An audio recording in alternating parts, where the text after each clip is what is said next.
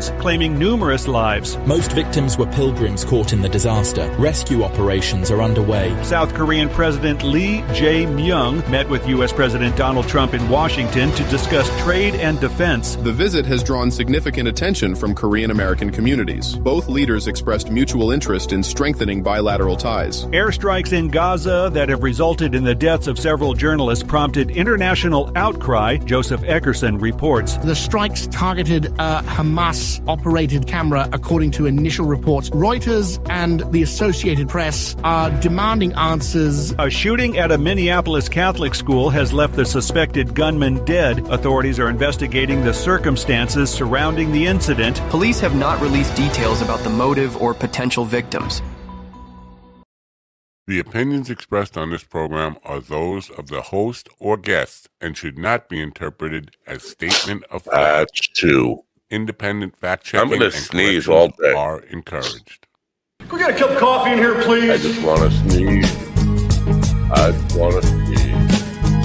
I just want to sneeze on you.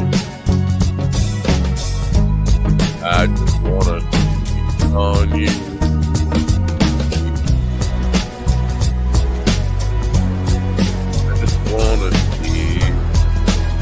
Wanna sneeze on you, sneeze on you, sneeze on you. Damn good coffee and hot. My dog is your mind's best friend. At you.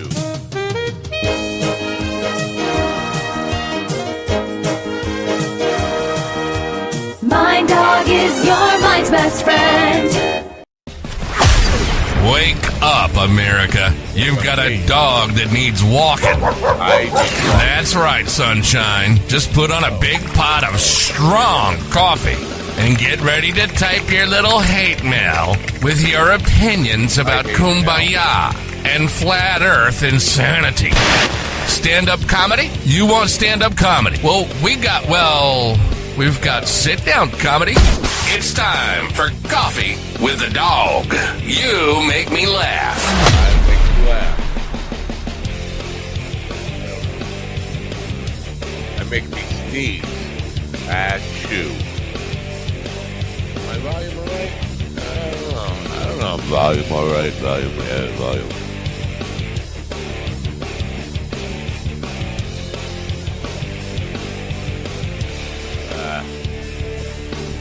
Oh, Lou.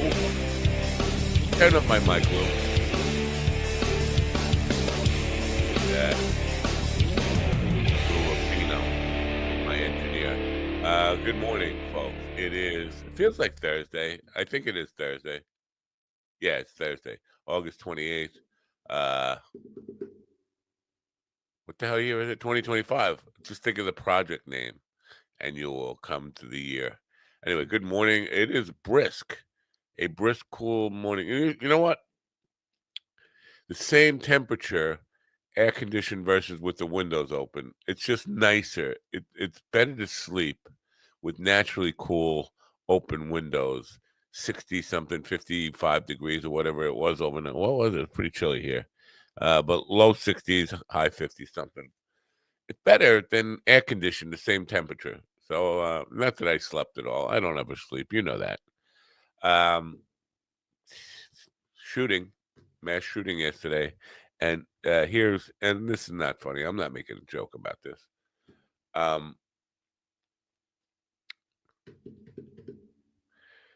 We don't know the motive. Now, they jumped right on the fact that apparently this person was born Robert and changed his name to Robin. Must be a trans person. I don't know if that's absolutely true or not.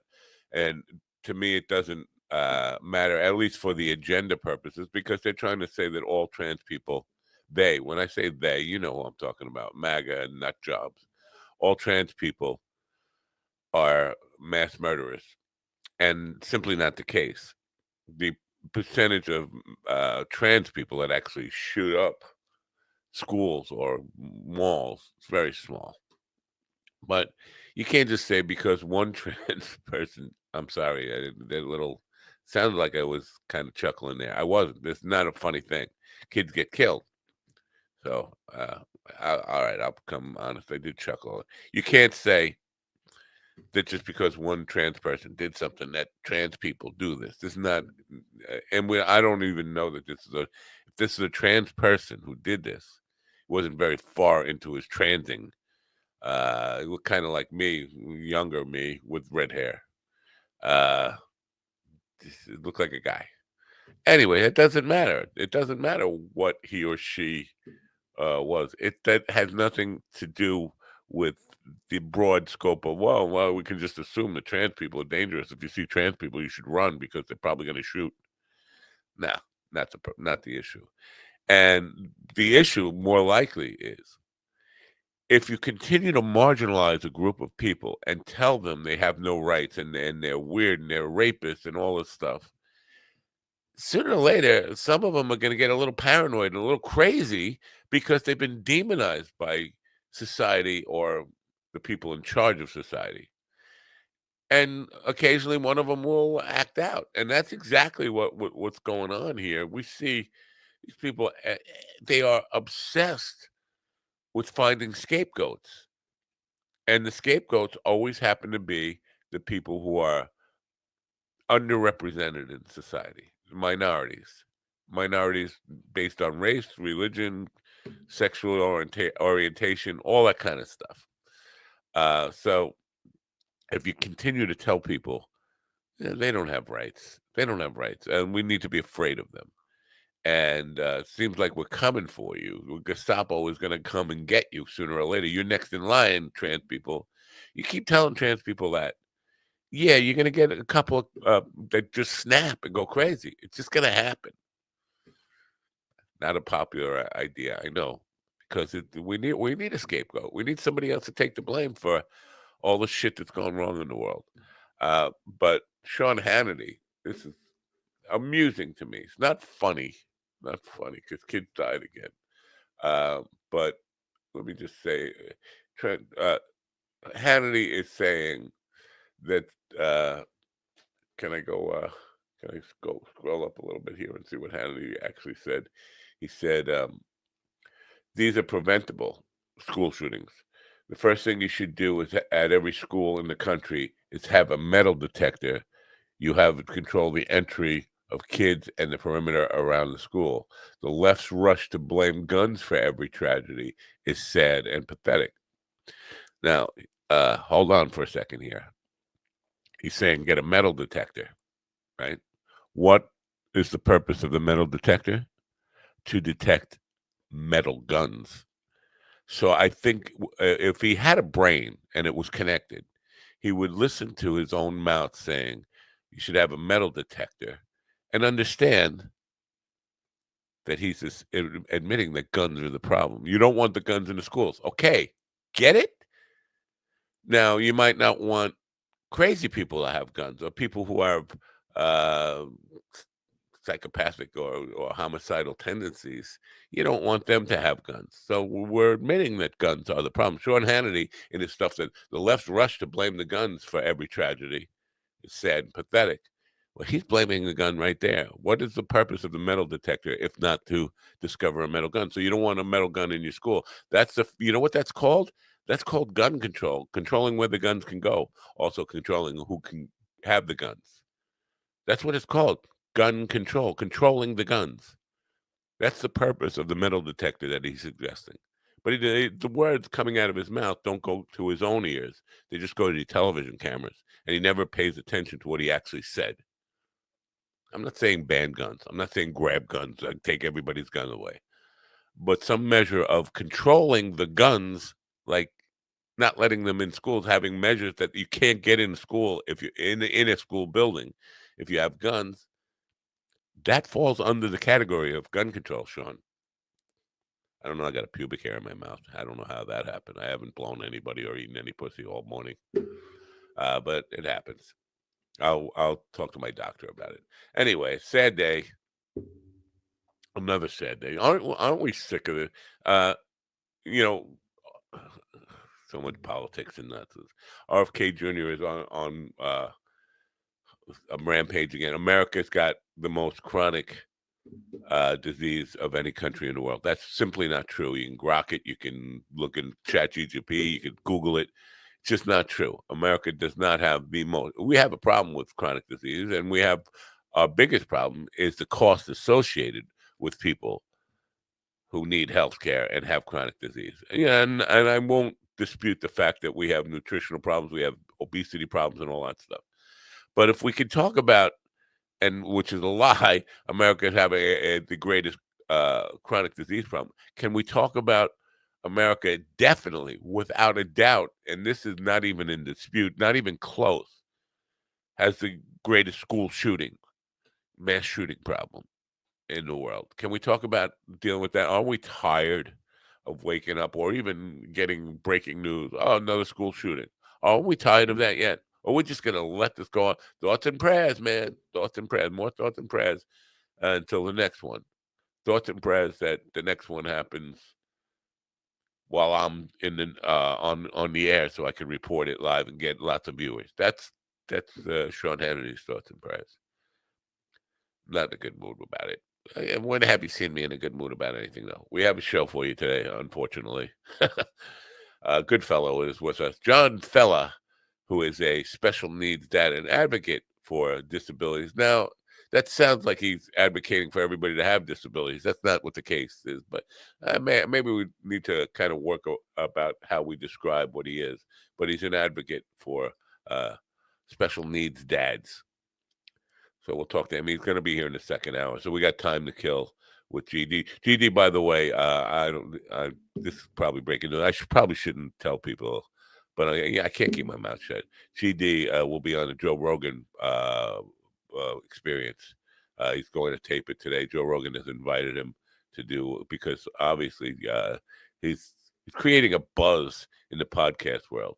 So maybe I'm sorry I let the hot air out of the balloon there, because GD wanted to be the first to announce it, and I just stole his thunder a little bit, didn't I?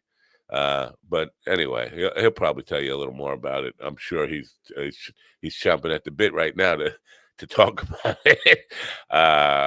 We'll come back in a second. What should I tell you about? You know what? You're not going to buy any of these fucking products that I fuck anyway. But you should get Daily High. I mean, that's one. You could get that. We don't have naked wines. So. With humble East Coast beginnings in 2015, Daily High Club is the premier destination for glass water pipes, vaporizers, and consumption accessories.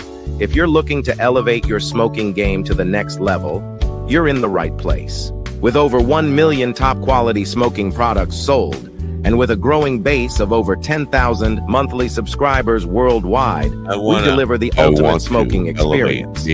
But Daily High Club is not just a retailer, we're lovers of the smoking scene ourselves, working with giants like Tommy Chong, Snoop Dogg, Chanel West Coast, and more.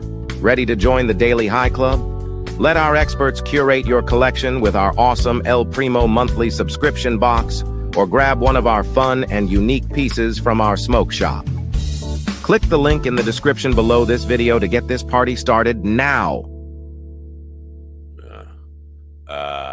Good morning. Good morning. In the room with me now are Joe Rogan's next big guest. He doesn't know what the fuck I'm talking about. And I don't know what the fuck I'm talking about. The fabulous GD Fenderson. Good morning, America. MindDogTV.com. Are you frustrated that you feel like killing people? Oh, sorry. Are you so frustrated that you feel like killing people and then yourself? Fine. I get it. Just reverse the order. You'll thank me later. MindDogTV.com/merch. Enjoy the suffering and support your local mercenaries.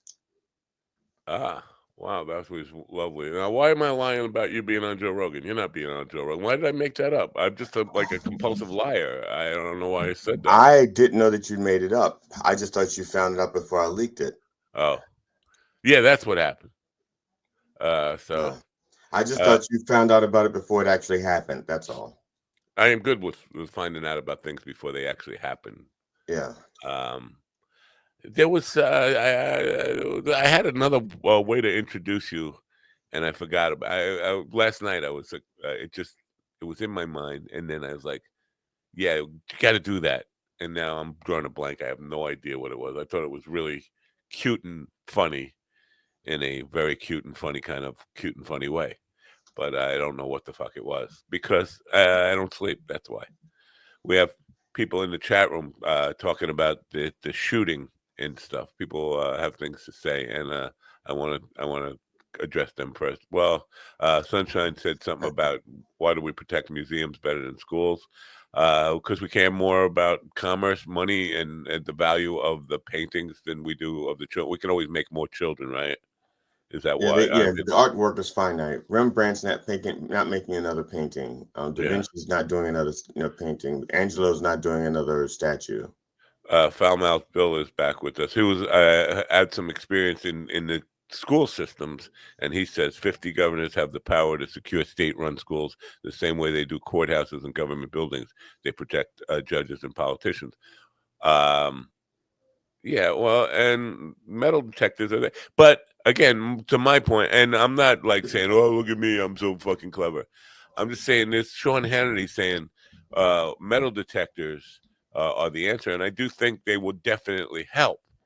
But to say that, well, that has nothing to do with it. That's gun control, isn't it? Aren't metal detectors gun control, or am I just totally off base here? No, they're an element of gun control. Yeah, sure. Gun control, gun deterrent, gun monitoring, even. Yeah. Now, it could just occur to me, like, if you're trusting, like a crazy person is bringing a gun into the school and he stops at he stopped at a metal detector. Those people have to be ready to fire upon this guy pretty quickly because he's already he's got homicidal intent. So if you're going to tell him he can't come in and he's got a gun or several guns and they're loaded, if you tell him he can't come in, he's likely to start using them at that point and get past. Yeah, quite often security guards are shot like on site. Aside from the fact of being the first line of defense or the first alarm, it's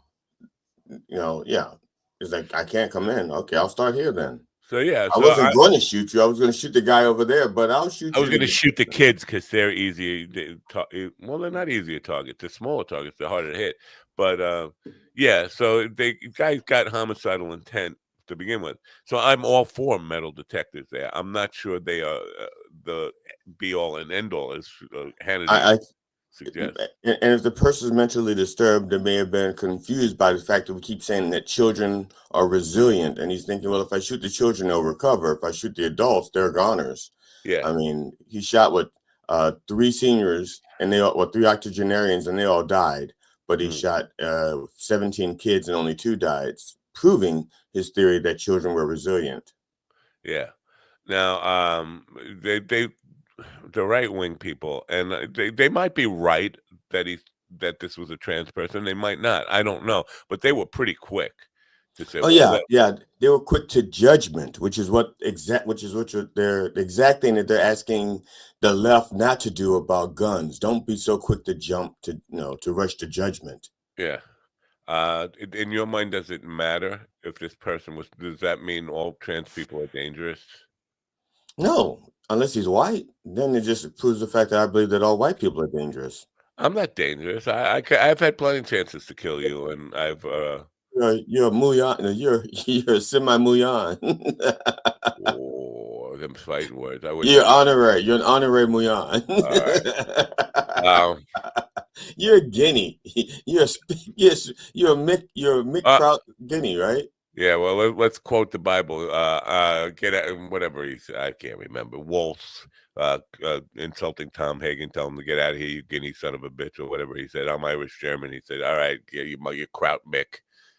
So whatever. That's what I am. I'm all of that, and probably some more. Who knows?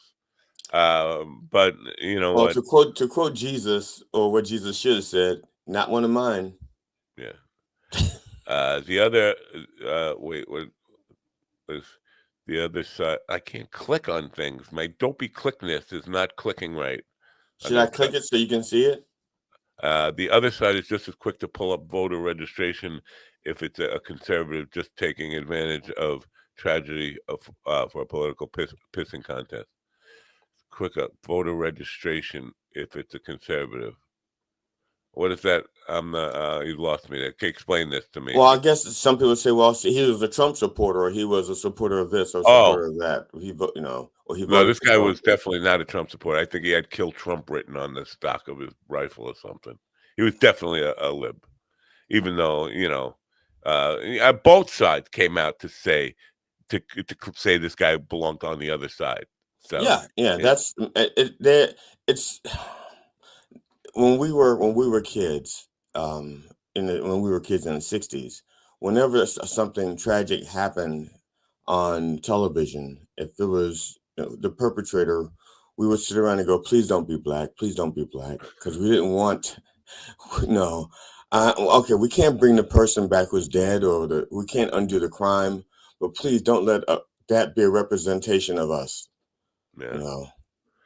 Now, we didn't say let them be white. We just said, please, we didn't care what they were as long as they weren't black.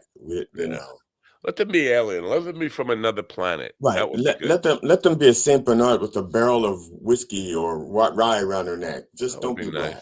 Or whatever it is that bourbon, whatever it is that Saint Bernards carry around their neck. Is it bourbon, scotch, whiskey, rum? Brown liquor. That's all. Brown liquor. Yeah, Buddy Guy. I was working backstage for where Buddy Guy was performing one time, and I don't know if I was whatever my actual position was. I said, "Mr. Guy, can I get you anything before the show?"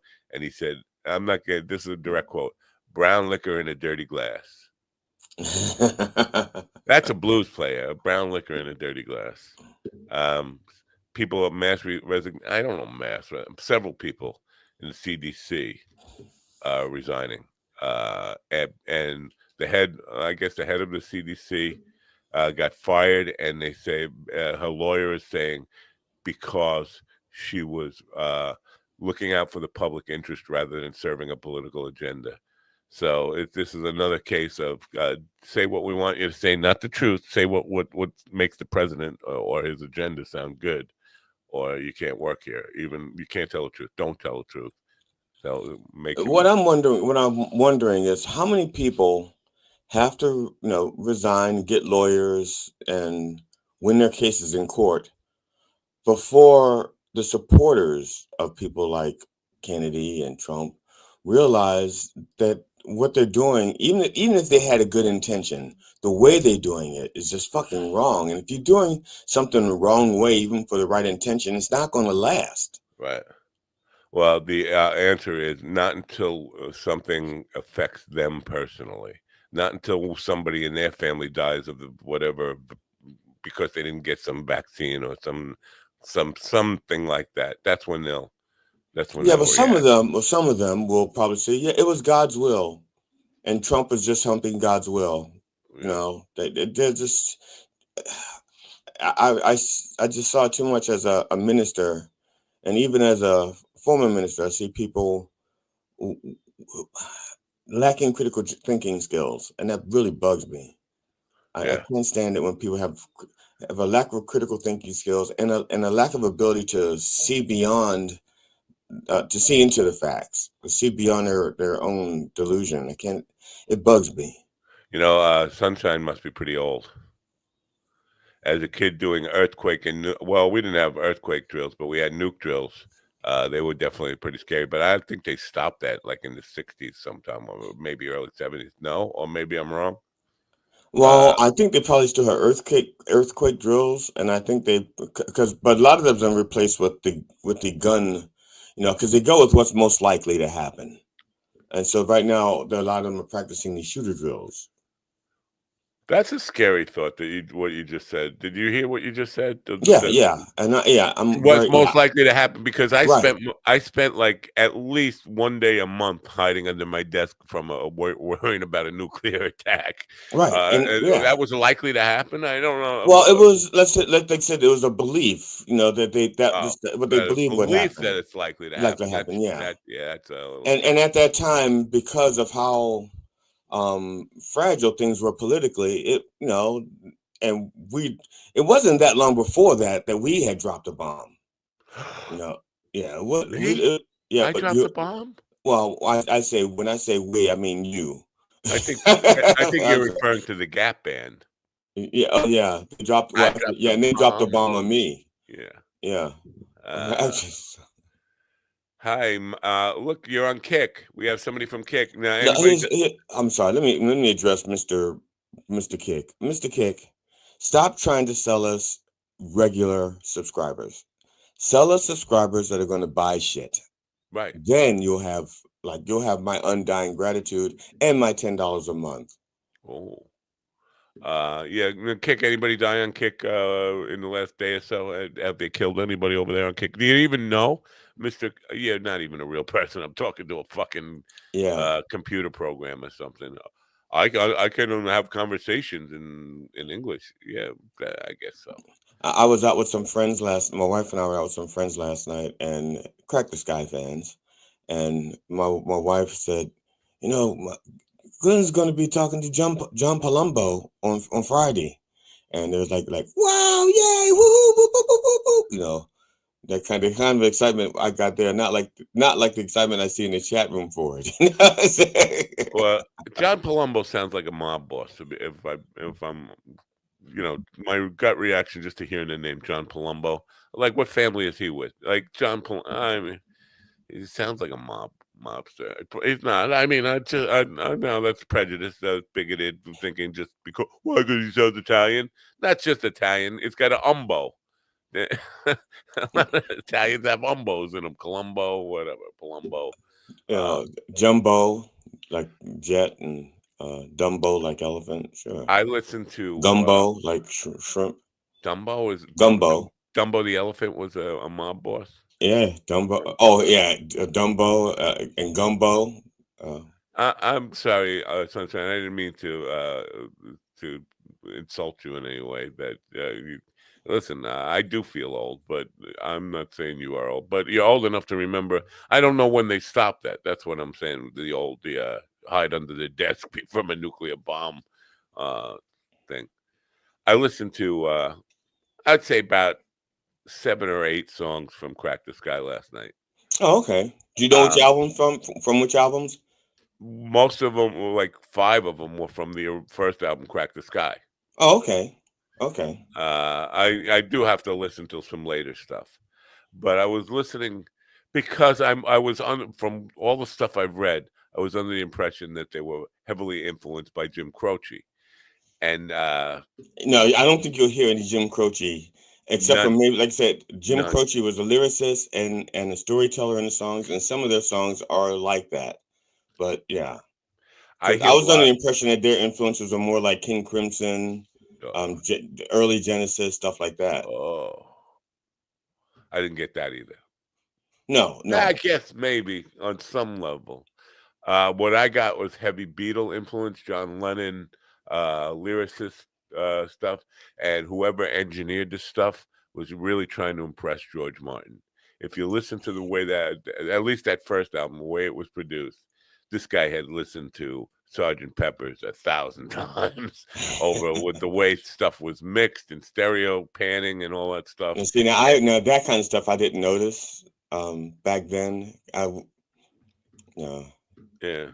I'm just like some of it I was thinking, like, what were they thinking? Because it's hard to place myself into 1975 and think of what was really making a dent on radio, because at that time radio had split, and you had AM radio, which was playing a lot of Bee Gees, a lot of Tavares, a lot of straight up disco, commercial disco, and then you had FM radio, which was playing album oriented rock, and it seemed like I couldn't place them on the radio. And that was one of their problems. That was one of the problems they had. ELO would be another influence I think I hear, and the ELO was doing very well at that time. If I'm thinking, if they sounded like anybody who was having commercial success at that time, I could. Well, and now and again, they were, I guess, equivalent to what I guess prog rock or progressive rock, I guess. And that was the category that almost anything got, if you didn't know where to categorize it, and it was rock. And so Yes was in that group. I guess Queen, I'm not sure. But Queen, and even Queen wasn't getting a lot of radio play up until a certain point. Same with Yes. I think Yes hit it with Roundabout. And once Roundabout hit, it's like open the door for other stuff. I think it was Roundabout. I'm not sure what the first. That was the first song. That was what brought Yes onto my radar. Roundabout. Yeah, but they didn't get a lot. If they got album-oriented rock station play, but they didn't get all. They weren't getting they weren't in anybody's rotation ever. Yes, it's Yeah. surprising that they were as successful as they were with as limited, like them, Emerson, Lake and Palmer. There's a Yeah. few of those bands that just. How were they so successful? They were selling albums despite not getting a ton of radio. I think a lot of it was a lot of it had to be word of mouth. Like people are like, man, this band is really good. You're not going to hear them on the radio. And if you're like a kind of person who likes good music and like to discover good music, and they aren't listening to it on the radio, it's almost like you're discovering it. That's like an extra feather in your cap. Yeah. Like was it Ultravox? I love their first album. To me, that's one of my favorite debut albums of a band. I love their first album. I don't think anybody ever played their first album anywhere on the planet on the radio, except for maybe me in college. Wow. Yeah. Who would talk about it? I talked to a guy about being a special needs dad. Is this? I'm thinking he should have booked himself on the evening show. This is not like morning show. Well, we've talked about stuff like this before, but it just, especially after a day where what was the final death toll? Do we know yesterday? A couple of kids got 17 people, as far as I know. Killed? Yeah. No, I'm sorry. No. 2 children killed. Wow. 17 people injured. Yikes. Yeah, because I misspoke earlier. I said that octogenarians died, and they apparently, because they said all the injured were expected to recover, at least as of yesterday. Anyway, last night when I was, so 17 people injured, 2 people killed, and the 2 people killed were children. I think ages 5 and 7, maybe. I can't remember, but. So yeah, it's hard to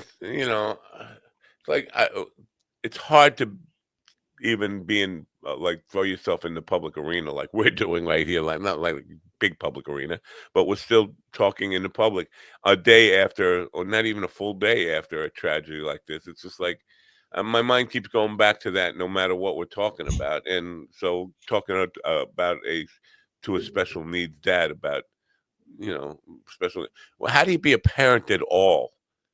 How do you, in today's America, it was so much different in the Donna Reed era when I grew up.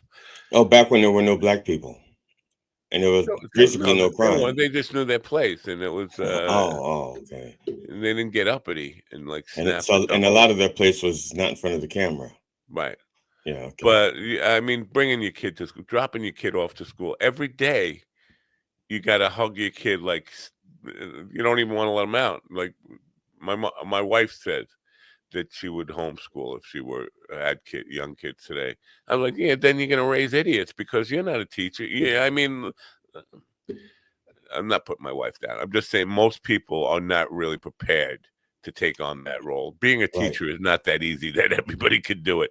No. And so if everybody homeschooled, we'd have a generation of idiots coming. And maybe that's how we got to where we are now. I don't know. But how do you bring your kids to school? How do you put your kid on a bus? How do you drive your kid to school and let them walk into the building and then drive away? This is why I'm waiting on the asteroid. See, this is one of those things where, I mean, we can't go back in time and fix it, but our society began to sensationalize people who, killers.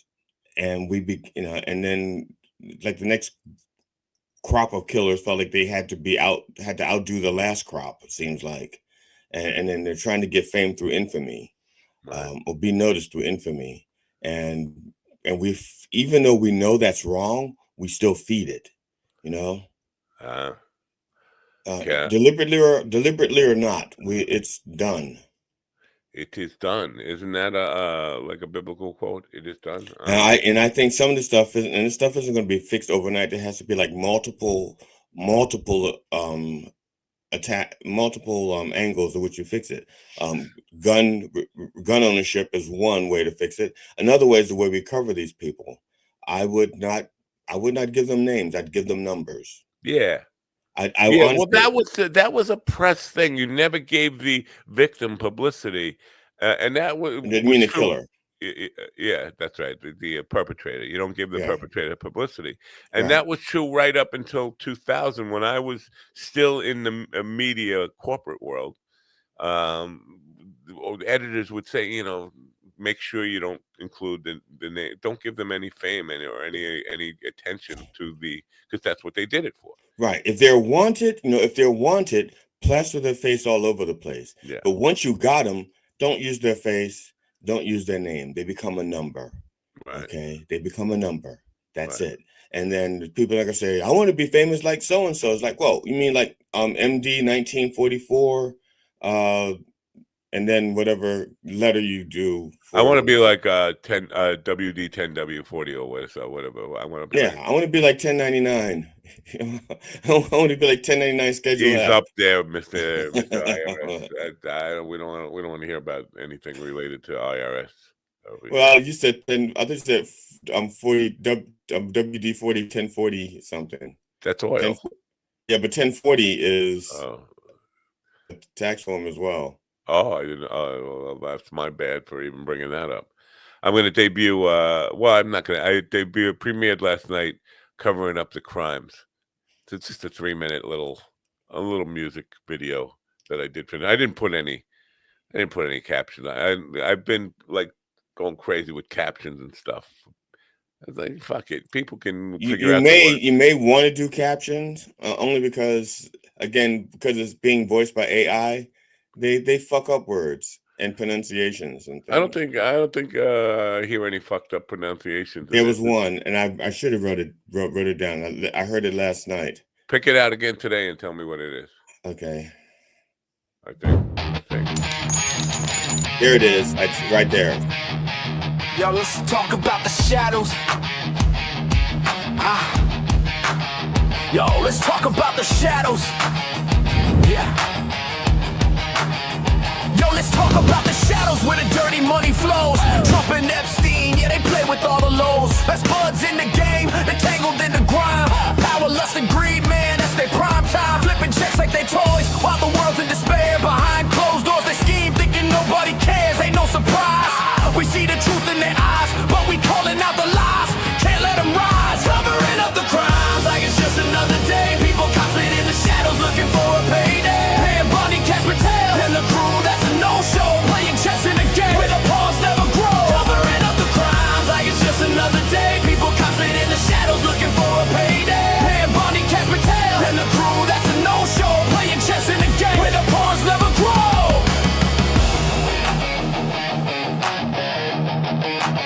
I'm talking about connections that run deeper than the sea. Dan Bongino and Carolyn living wild and free. But how you sleep at night knowing what you do? They turn a blind eye. It's like they part of the crew. See, while the rich get richer, the streets start to burn. Illuminati whispers, but it's our turn to learn. We ain't gonna sit back, watch them dance in the dark.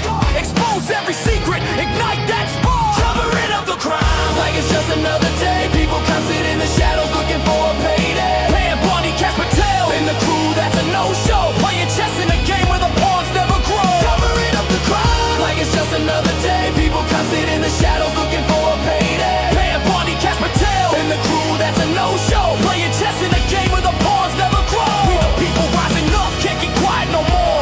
Digging through the layers, finding dirt on the floor. Truth's a powerful weapon, yeah, it cuts like a knife. Unraveling the mess where they think they own life. Now we got the voices united in this fight. Let the truth shine bright, bring the darkness to light. No more playing nice, we're throwing down the gauntlet.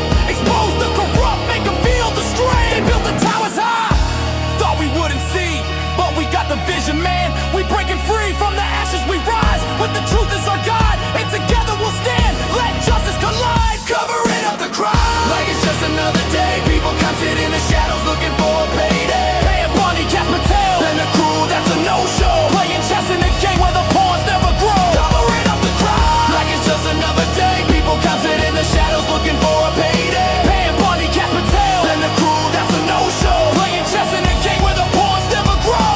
So we keep pushing, keep speaking our minds, tearing down the walls that they built with their lies. Trump and Epstein,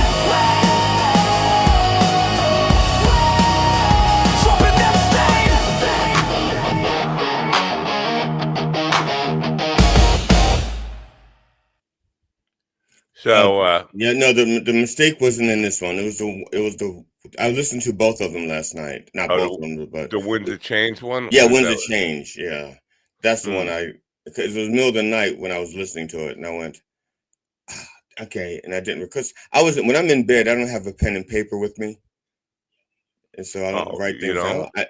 No, Why I not? used to I used to have a pen with me, and then it turns out I was like I didn't have any paper because it would crinkle and when you slept, and so I would wake up with the pen and I would like write something on my wife's back so that I could remember it. But she always got out of bed and took a shower before I got out of bed, so it was gone. I never could never get the note, so it was pointless. It occurs to me like there are several times where you see Pam Bondi looking at Trump, and the close up, I zoom in on her face. She is definitely. I don't know if she's having trouble sleeping at night, but she's definitely got some guilt of being complicit in this thing. You could see it in her eyes. I mean, she's looking at him like with contempt, even though she's being the good soldier and coming out and saying what he wants her to say. All these people, they have to know, and there could be no doubt in their mind because they've had access to the stuff and had to go redact his name 1,000 times or whatever. And if you have kids, I mean young kids, and you're working for someone like Trump, and you have to compromise your principles and your standards in order to do that, how do you raise kids to not be the same way? I have no idea. Because kids see through that. Kids see through that crap. Yeah. Matter of fact, that's the first thing that I learned about my parents when I was in the kindergarten was that they were complicit in the Santa Claus conspiracy and the Easter Bunny and the Tooth Fairy. I didn't learn about Tooth Fairy and Easter Bunny until later. But Santa Claus, I figured it out in kindergarten. Took me another year to figure out Easter Bunny and Sandman and stuff. How do you sleep? I mean, how do you even sleep one night knowing that? I mean, it's not like this guy's a pickpocket or he's a shoplifter or something. He fucking raped children, and you're going out there in public covering up for him. How do you go home and sleep that night? Like, to me, it's just like I don't think I could do it. And nobody has the courage to say, "Fuck this job. It's not worth it. It's not worth my soul." Not one person has the CDC. Well, there's some people that who resign, but the fact that they sign on first. Well, actually, it seems like the ones that are resigning aren't inner circle people. Yeah, and they're not the people in the law enforcement. So, like the CDC people, they do a valuable service and an important job, but they don't know exactly how dirty this guy got. And you don't have to really read or have the Epstein evidence to know this. He talked about banging his daughter many, many times in public. He said, "Is it wrong for you to be more sexually attractive to your daughter than your wife?" The daughter was 13 when he said that. You know what's curious to me? Marla Maples. Oh, okay. I wasn't. I didn't know that's what was curious to you. Go ahead. Why is that curious to you? Not one. Now, at least to my knowledge, not one media person has ever gone to her and put a microphone in her face. You want to talk about what you know about this creepy guy? She may have an NDA that's so tight. It's tighter than. Well, I don't want to say it, but let's just say it's so tight that if Trump was around it, he'd fuck it. Like what? Like what? Is he going to go to jail if you tell the truth? Well, I think she has to give back money. Yeah, money. But to them, that's why they do the things that they do. They want to be in a certain world, even though she's not in the public eye. I'm pretty sure that what money she has keeps her so that she doesn't have to be in the public eye. I don't even know where she is. Like she's off the map. Like, right. But I could see that she might not say anything. She's not even doing a podcast. How crazy is that? I know. In a time where everybody, even Marla Maples' mother, has a podcast. Yeah, she doesn't have a podcast. She's not doing stand up like Stormy Daniels. She's just disappeared. Who is? She's not a special contributor. Craig is saying, ironically, MTG. What about MTG? Did she say something about Marla Maples? What? Well, I'm confused. By the way, Craig, you didn't say thank you to the Rev. Was it the Rev? No, it was you that healed the guy in Albuquerque yesterday. That's the man in Albuquerque you healed, so he should be thanking you, right?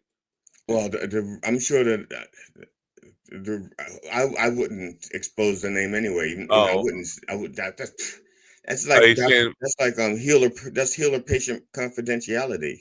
he's saying like Marjorie is being principled about this? I think she is. She definitely has come out and said, you know what, she But feels she's a one-trick pony principal. right. It's like it's the Epstein. That's it. But everything else is okay. The racism is okay. The nationalism is okay. The National Guard are okay. What they're doing the CDC it seems to be okay. But it's the Epstein's file. That's Well, her. I That's her think language. there is a way to get more of the people on the right demanding, because it seems like it's been dropped. It's like, well, we've moved on now. We're dealing with other things. We're gonna have National Guard in all these other cities and whatever. Nobody's talking about that. But I think if you just keep bringing out, we know Clinton's in there. If you just keep saying, "Look, we got to expose Bill Clinton," I think, and Hillary, we got to expose. They're both in there. I mean, if you just keep saying that enough, they'll say, "Well, we got to release these files." As long as you bring up that it's a Democrat that we want to get to the bottom of, and then collaterally we can get to who else is in there from the Republican side. Yeah, I just want to address something. Ann from California. Good. Hello, Ann. She said, "GD, same here. I knew Santa Claus was a lie. I was scared of him and wouldn't let him in the house. My Christmas gifts were left outside." Now, I'm laughing, and I'm laughing because that's how my father found out that I didn't believe in Santa Claus, because he caught me trying to board up the house. I was trying to secure the windows and places like that. And my father talked me, my father got my mother involved, saying, "No, you got to talk to him. Tell him that there really is a Santa Claus and he's not like, a burglar." And it didn't work. It didn't work.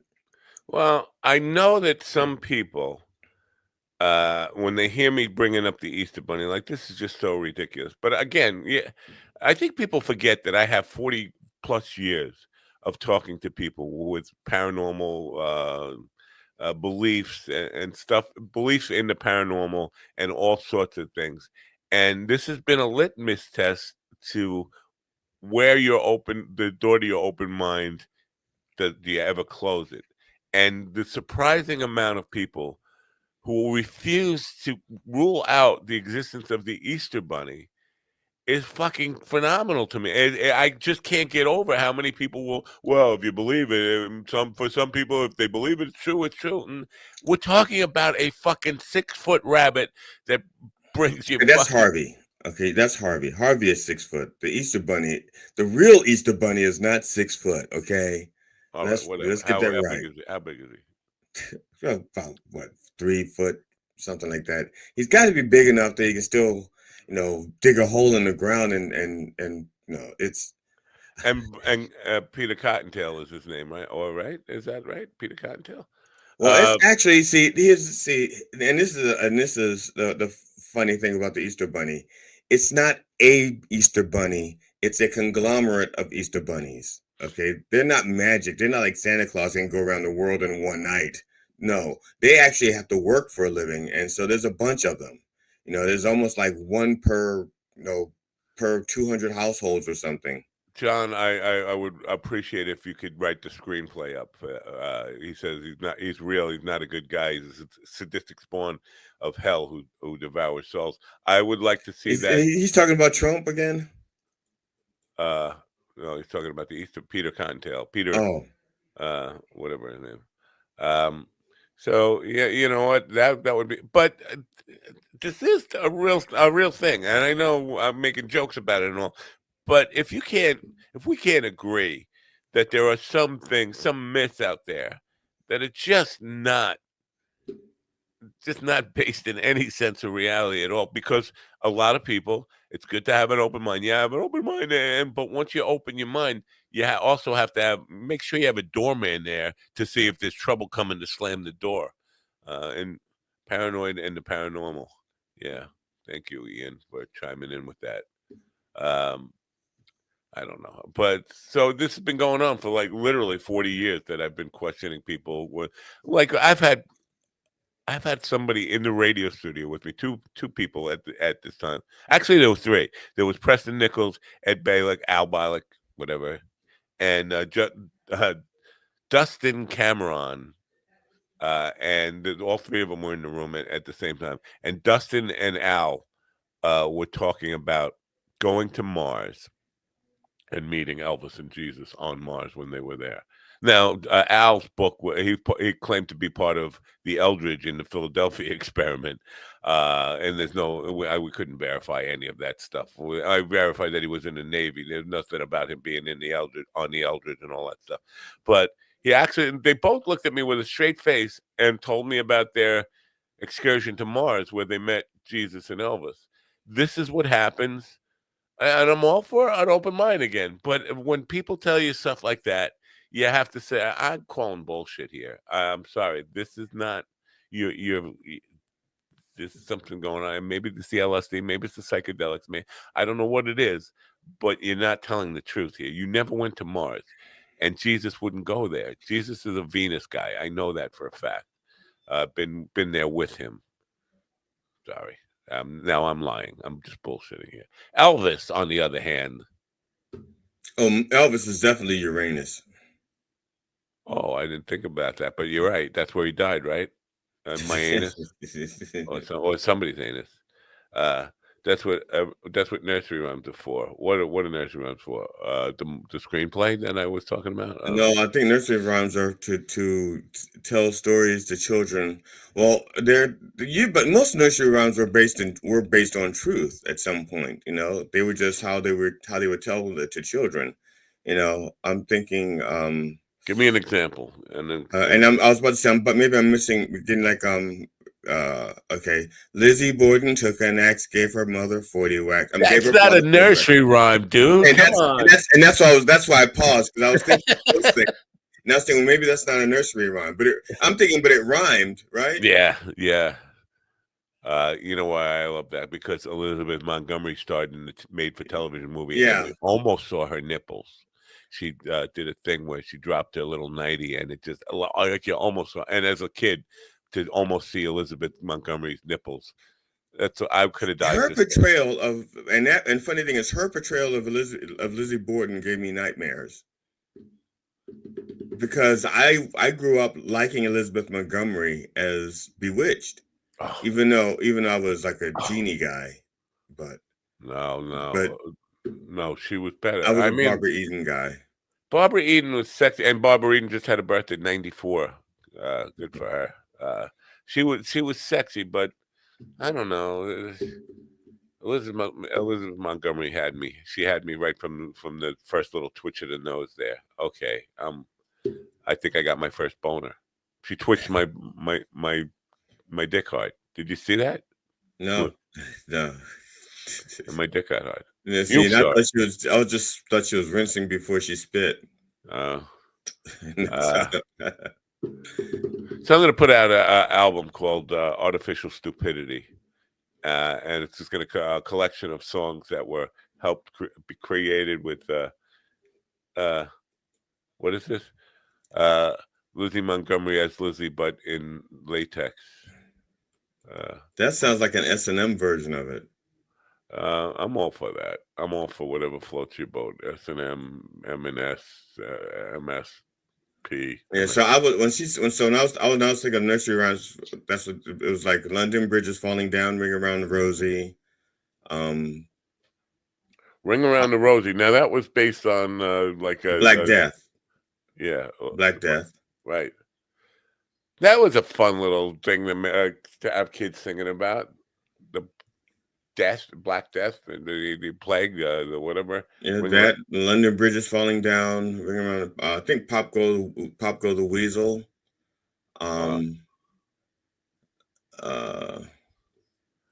You're at. What was Pop Goes the Weasel? What was that? Well, weasel was a slang for, let's say, Yeah, Pop monkey pop chase goes the the weasel. weasel, the weasel. Pop pop goes the weasel, the weasel. I think monkeys and weasels were racial slurs.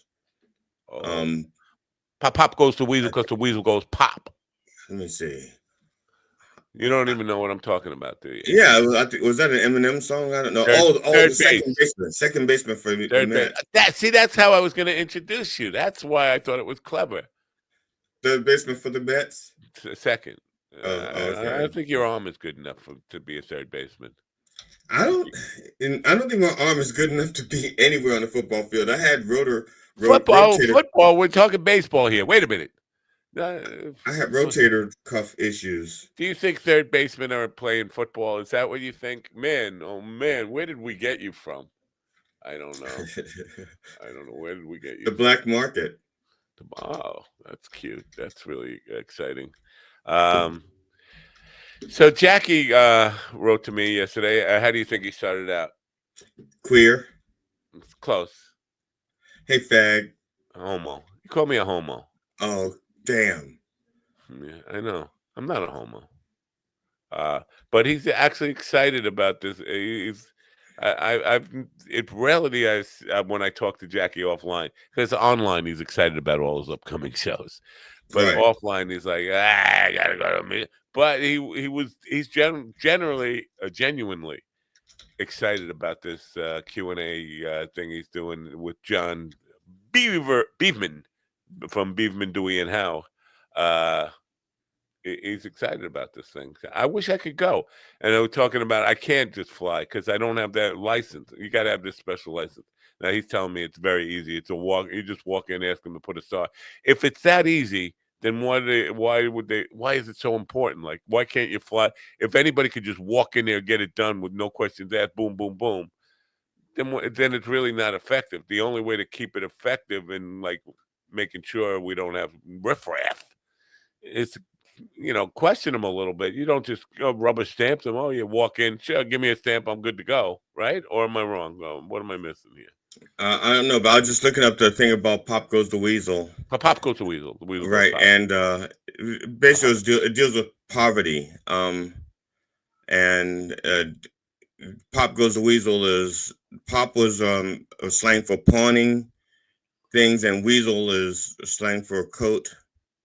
Was slang for a coat or referred to a coat. So it's like that. So they had to sell their coat for money so that they could eat. Yeah, Slaptails, it says, super excited I can get to hang out with Jackie. Listen, Jackie's going to run away the minute the girls don't want any more autograph or signed books or something. I shouldn't say that, but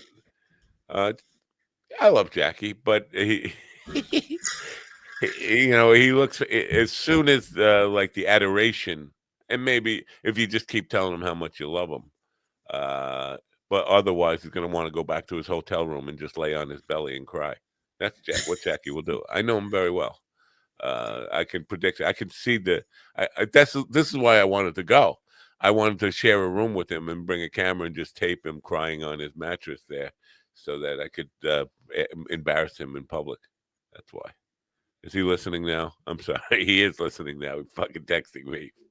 All right. All that I just said was just a lie. Jackie's a wonderful human being, and I'm a liar. So is that better? Did I make things right?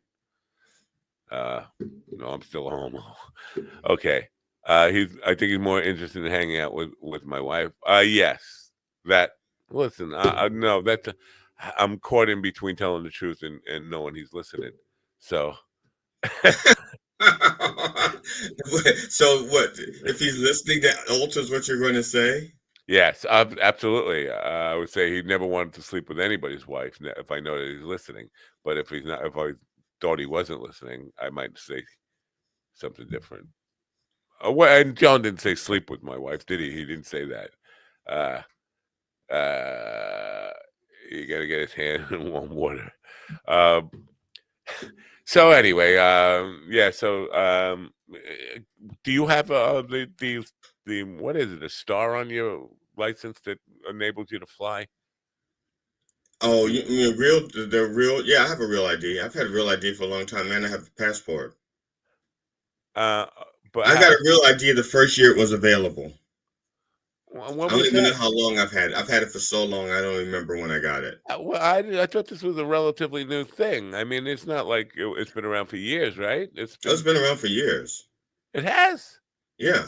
The availability of it's been around for years. I don't know if it was. I don't think it was federal, but why they don't said. when you go for your license, why don't they just give you that instead of making you go back for it at a later Well, time? that's what they did in Maryland for the longest time. But and matter of fact, in Maryland, like I said, I didn't really have. I think, and I could be wrong about this because it was a long time ago, that when it was an option, I had the choice between getting a real ID and just getting a regular license. And I think it was like I think the real ID license was like $10 more, maybe. I think I may be misremembering this. I don't know, but I opted for it. I feel like that it was an option, and I opted to get it because I thought it was coming down the track. And also in different states, the Republican states were like saying we want to do this, and so I went, okay, I don't want to have any trouble anywhere I go. So if I'm over prepared for progressive states, and I hate to say that, use that phrase, it's just that when I go through southern states, I want to have as little. When I go through red states, I want to have as little conflict as possible. So if I could have a real ID, great. If I could have, my wife riding with me, I'd rather ride alone because if there's going to be shit going down, I don't have to worry about protecting her. I just have to worry about making it back to her. But yeah. See, I really want to go to Grand Rapids. The license is the only thing that's holding me up now because I don't know if I told you this. The wedding that I had scheduled for the 7th canceled. Oh no, I did not know. No. This is interesting to me because I was very tempted to ask, to probe. Did who broke it up? Is it the bride? Is it the groom? I want to know because weddings don't get called off a week and a half before all that often. This is an unusual circumstance. You're not telling me you just decided to have no music. And it was canceled and not postponed. Right. Like the father broke his leg and couldn't walk his daughter down the aisle. So he's like another 6 This is what I want to know. I didn't get the full story, and this is what's curious to me. Well, I'm just saying, if it was like something like that, you could postpone it or reschedule it. You don't have to cancel it. Yeah. Canceling sounds like, man. Canceling sounds like somebody decided, nah, I don't want to get married to you, which is, wow. Canceling sounds like something I should have did with my first marriage. Really? Yeah, I should have. I almost did with my first marriage at the church, in the back of the church. I was telling people, this is not right. I'm making a mistake. And they were all like, oh, everybody goes through that. Not to this level. I was ready to run, and nobody was letting me run. All it would have taken was somebody that said, you know what? Maybe you're right. You shouldn't. Maybe do what your heart tells you to do. One person would have said that, and I would have now been married for the first time. So, but I want to go. The airport scans your face now. They scan my face, but you still have to have this like real license with a star on it or something. What does yours look like? Is it just like a red star? What is it? Or is it like? Oh, you can trust your car to the man who has the star. It's a hammer and sickle. What does it look like? It's in the other room. I don't know what it looks like. I just memorized the number. Memory? You don't even like it. No, I memorized it. I memorized the numbers on my license. I don't memorize the what the little symbol for real ID is. I think it's a red star, but I don't care. It's there. It's not like if I lose my license. The thing I'm asking is, can I forge it? No. Okay. Because I'm not sure that there's not something embedded in it. I'm not sure that there's like information embedded in there also. Because it seems thicker than my other licenses. A chip. It's a chip off the old block, you say. It could be a chip. It could be just some kind of something in the lamination, like almost like an infrared barcode or something on the lamination. I don't know. It just feels different to me. Oh, well, stop feeling up your fucking license. That's fucking desperate. Well, I don't feel it that often. Only when I pull it out. Yeah. All right. Well, don't pull it out. I don't pull it out that often unless I intend on using it. Have you noticed that StreamYard, the big change, this was what was coming. This was 2 weeks it took them to do this. Didn't address anything I asked them to do. They made a change. Have you noticed what the change is? They said something and I just clicked OK. That was it AI? No, that was no, those Restream. round circles and stuff. Yeah, you could have your camera be a round circle or shapes to your fucking camera now. Like nobody asked for that. I think it was it a folder for your setups or something? There is, yeah. They added a new section to the media stuff for sound effects as opposed to music. Now all of Ron's stuff is in the music stuff, and it doesn't. You can't just drag it and move it into the sound effects folder. And you can't download them and then re-upload them. I'm tempted to just clean out all the so-called music that Ron has in there, which is really sound bites and stuff. But then we can't get. There's some worth keeping. I don't know. We don't use them that much now that Ron's. Well, like the one about the two bulls, I think it's too long. I think it should be just edited down to to one bull.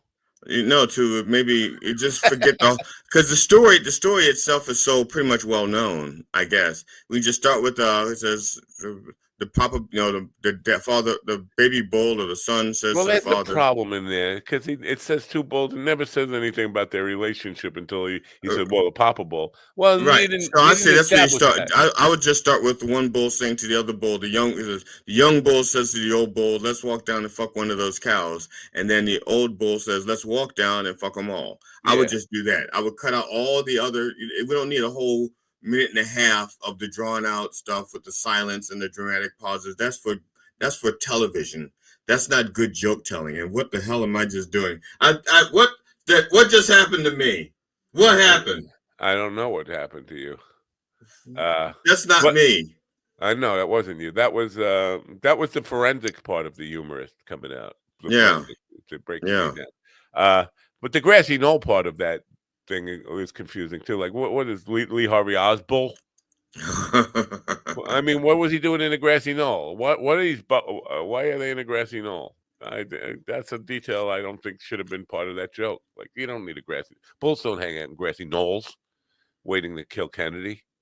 I think that was I think they may have. If that's Ed in there, that was added for Sean Penn because we know that he has slightly different skew. He has a different. You heard the one about the two bulls?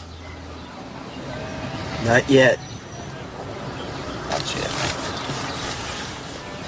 Yeah. Well, these two bulls are sitting on a grassy knoll overlooking a herd of goats. Yeah. And the baby bull says, "Hey, Pop, let's run down and fuck one of those cows." But the papa bull says, "No, son. Let's walk down. Fuck them all." See, that's bad parenting. A father, I think I've mentioned this about my friend's father, saying that coming out after being caught fucking around on the kid's mother, came out and said, looked at his son and me, I happened to be there too, and said, "Man is not meant to be monogamous." That's bad parenting. You don't want this father bull, that papa bull, as he said, telling his baby bull son, "You want to fuck them all." That's I think the lesson that he's trying to teach his son is the conservation of energy. Oh, that makes more sense. Yes. And I think he's teaching him about the conservation of energy and not necessarily about sex. It's just that because that is actually applicable to I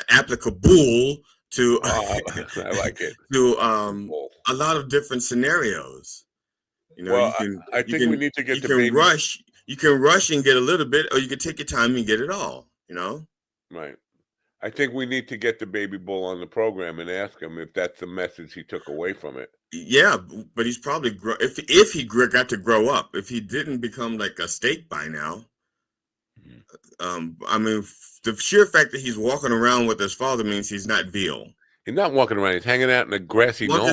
Yeah, but he was with his father. Hey, Pop, which means, let's go hang out in a grassy knoll. Yeah, but see, he says, "Let's run down," which means he's free. So he's not veal. So we got that part of his history cleared up. He's not veal because he's walking around with his father.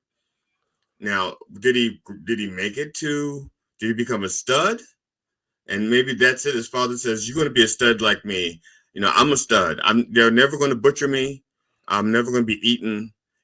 My function is to give them more cows. My sperm is that good. You are my son. Your sperm is that good as well. if you just listen to me.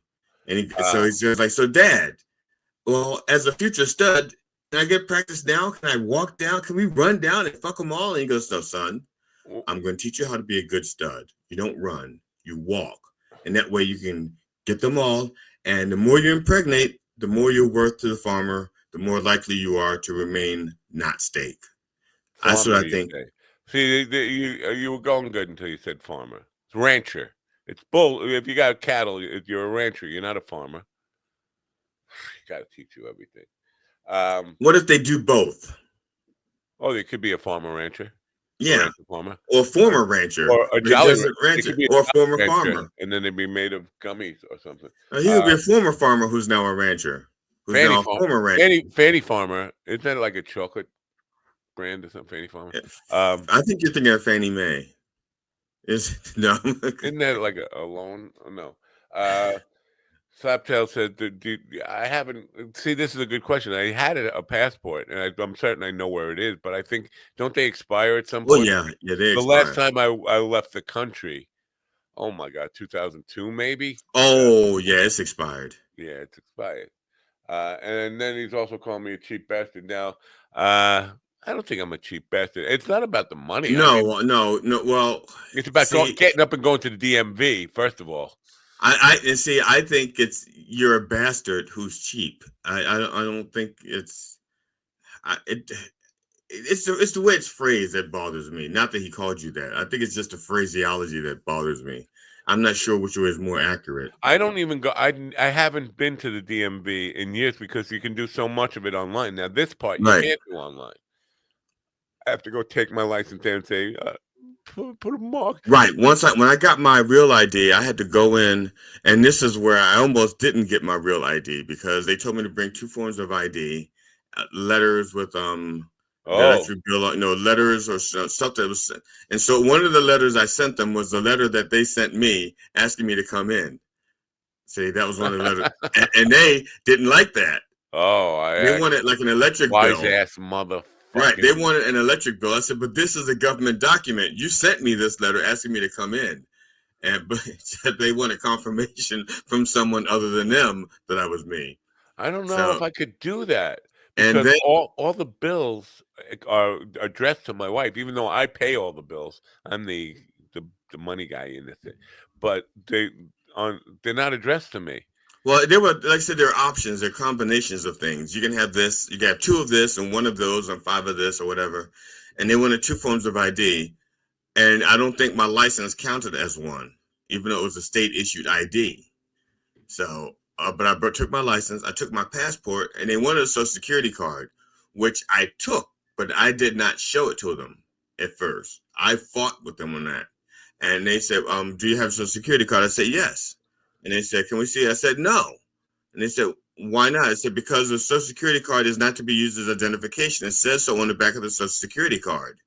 And so I pulled up my social security card and I covered the number and I showed them where on the social security card it says not to be used as identification purposes. Right.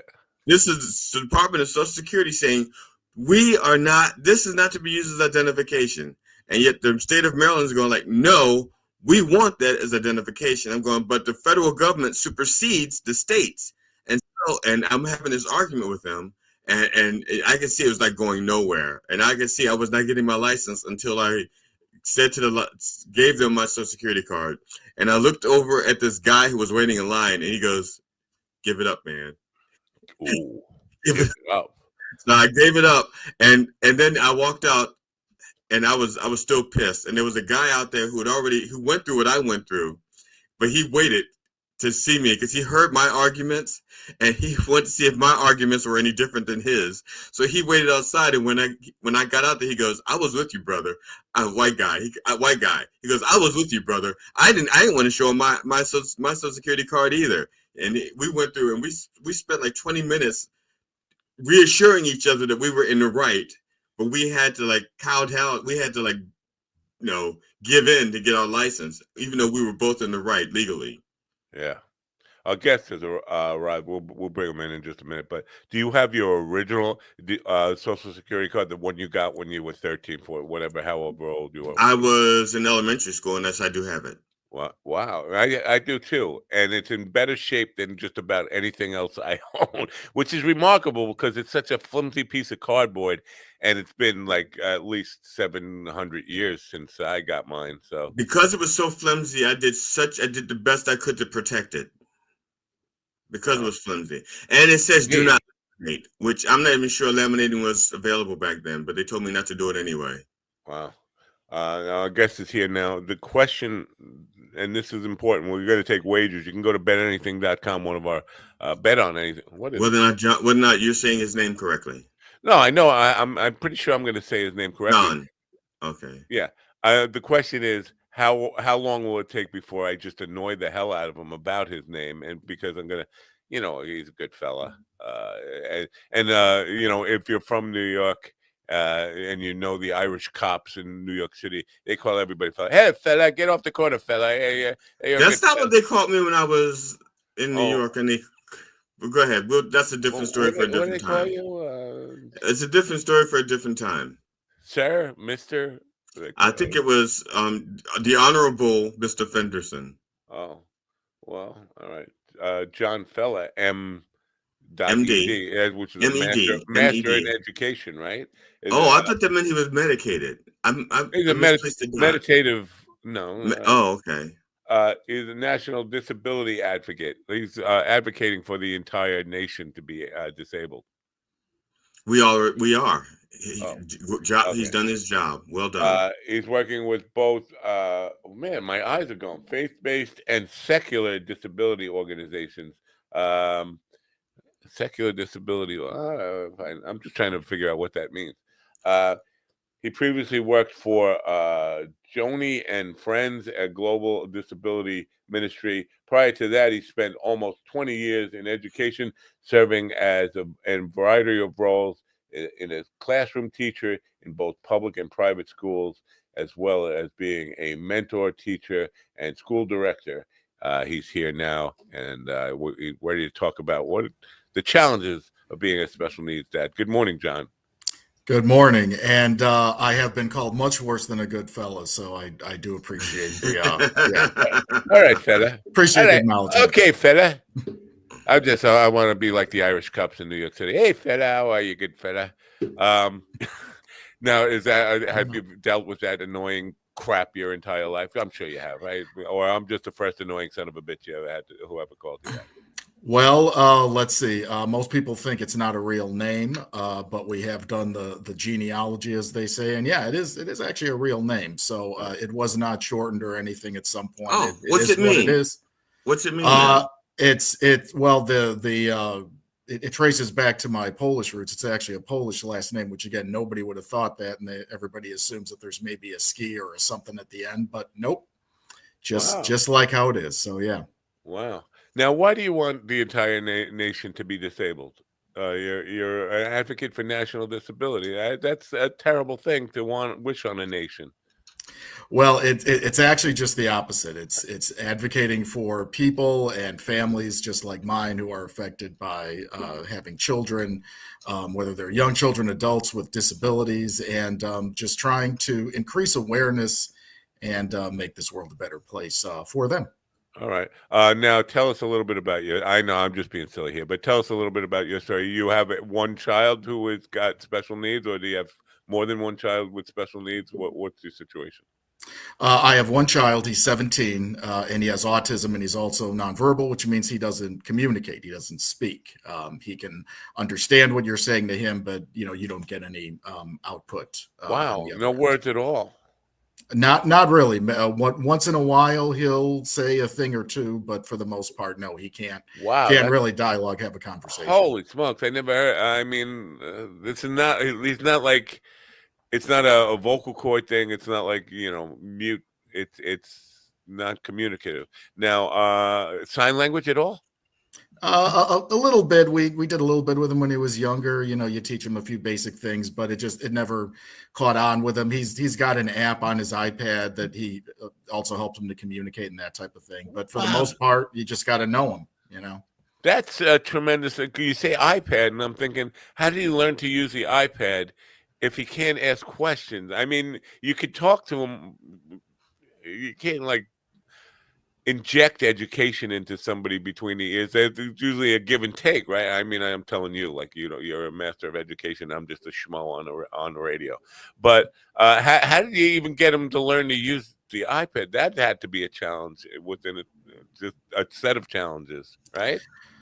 Well, if you just give it to him, he's going to play with it like a toy, right? So in terms of using it for his schooling or, you know, kind of whatever classes he's in, kind of a thing, you really got to get him to sit down and focus, right? So he's got some really good therapists that get him to do that, or mom and dad really got to get on him, so to speak. But you know, it's something that he has picked up over time, and you know, given the right, you know, settings and situations, you know, he can be pretty successful with it. Okay, I just put the URL to your website, johnfella.com, 1L in fella. Scrolling across, it's in the description for people. Now, those are his challenges, and I'm sure there are a lot of challenges that he has. But you're now, you'll correct me if I'm wrong, but you're addressing the challenges that parents and people have in raising a child with special needs.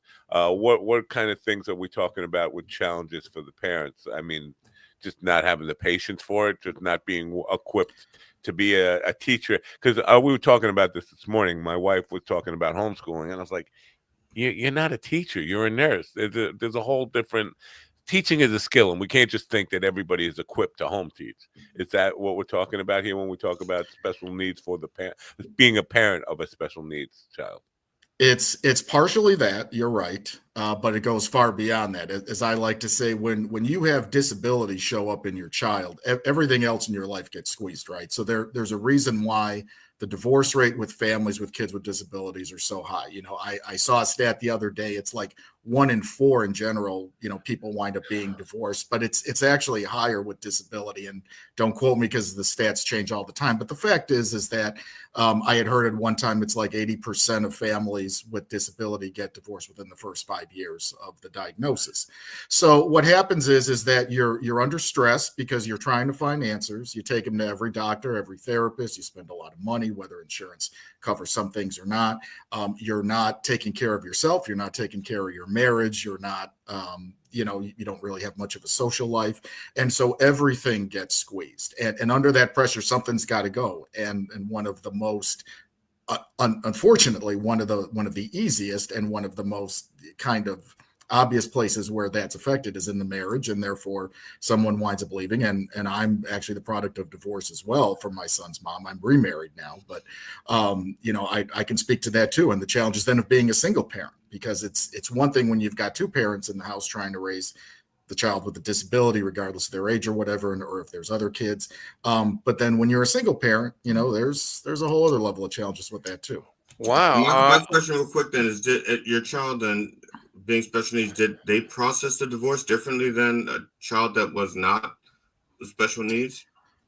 Well, it depends. Now, in my son's case, because of his communication issues, I'm going to be perfectly honest with you. I really don't know what he knows or what he understands. I know he kind of gets that things are different than when he was younger, but how much of that I really don't know. Now, for kids that are, as we say, maybe a little higher functioning or certainly can't communicate, you know, yeah, it may be more of a challenge for them because, again, wrapping their minds around, you know, what they assume is just how things are, right? You know, a big thing for kids like ours is stability and consistency.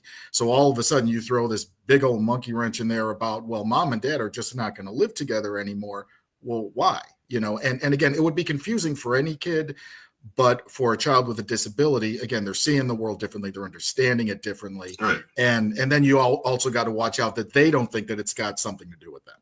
Right. That's why I asked about how they process it, because I realize that children are not special needs. They process it one way, and there's sometimes resentment, sometimes there's acting out, sometimes there's, you know, acting inward, not just outward, but inward. And so I was just curious. I'm just curious about this whole thing because it's not like I have like hundreds of people in my life who have children with special needs, but the ones I do, none of them have been divorced, and I can't think of any of them have been divorced, and most of them married 50 years or 35 years plus. I mean, it seemed to me that the people in my life stick together when confronted with a challenge of raising a child that has special needs. I'm just shocked to find out that the divorce rate is very high, and I would say, is it? I mean, you just said we don't want them feeling like they're the reason, but and on some level, aren't they the reason that happens? Because if not, then why would that rate be so high? I mean, it obviously it's the diagnosis. It's not them. It's not we don't love you, but it's the diagnosis that would seem to be the contributing factor to why this divorce rate is so high, right? Or no? Well, so I think it's a yes and no kind of a deal, because if the child didn't have the disability, would you be facing all of these unique challenges? Probably not. I mean, raising kids is hard enough, right? I mean, people get divorced just raising typical kids, but right. the fact is that like I mentioned, you have all of these other areas of your life that now get pressured under, and I know in our case, for example, I eventually got divorced from my son's mom. We stayed together 15 years. We had almost gotten divorced years prior. And again, that was an environment where nothing was going right. You name it, and the whole thing was just coming down. Now, was it all related to our son's disability? Not necessarily, but it contributed to it, because again, everything gets squeezed, right? It's not just a matter of, okay, well, we're a 2-income household. We just got to make sure we keep the lights on and have a roof over our head and kids are fed. It's okay. Now you've got medical bills. Now you've got therapy bills. Now you've got all these specialists, right? Insurance covers some things, not everything. We don't have time to spend together as a couple. We're not going out on dates. We're not taking vacations. We're not doing any of these things. Now, again, normal life hard enough, but now you've added a whole other layer to it. And so now it really becomes something where you're in survival mode almost every day for an extended period of time. And again, something has to give. And unfortunately, many times it's just the marriage that falls apart. Yeah. Marriage is becoming more and more difficult as time progresses, I think, just in general.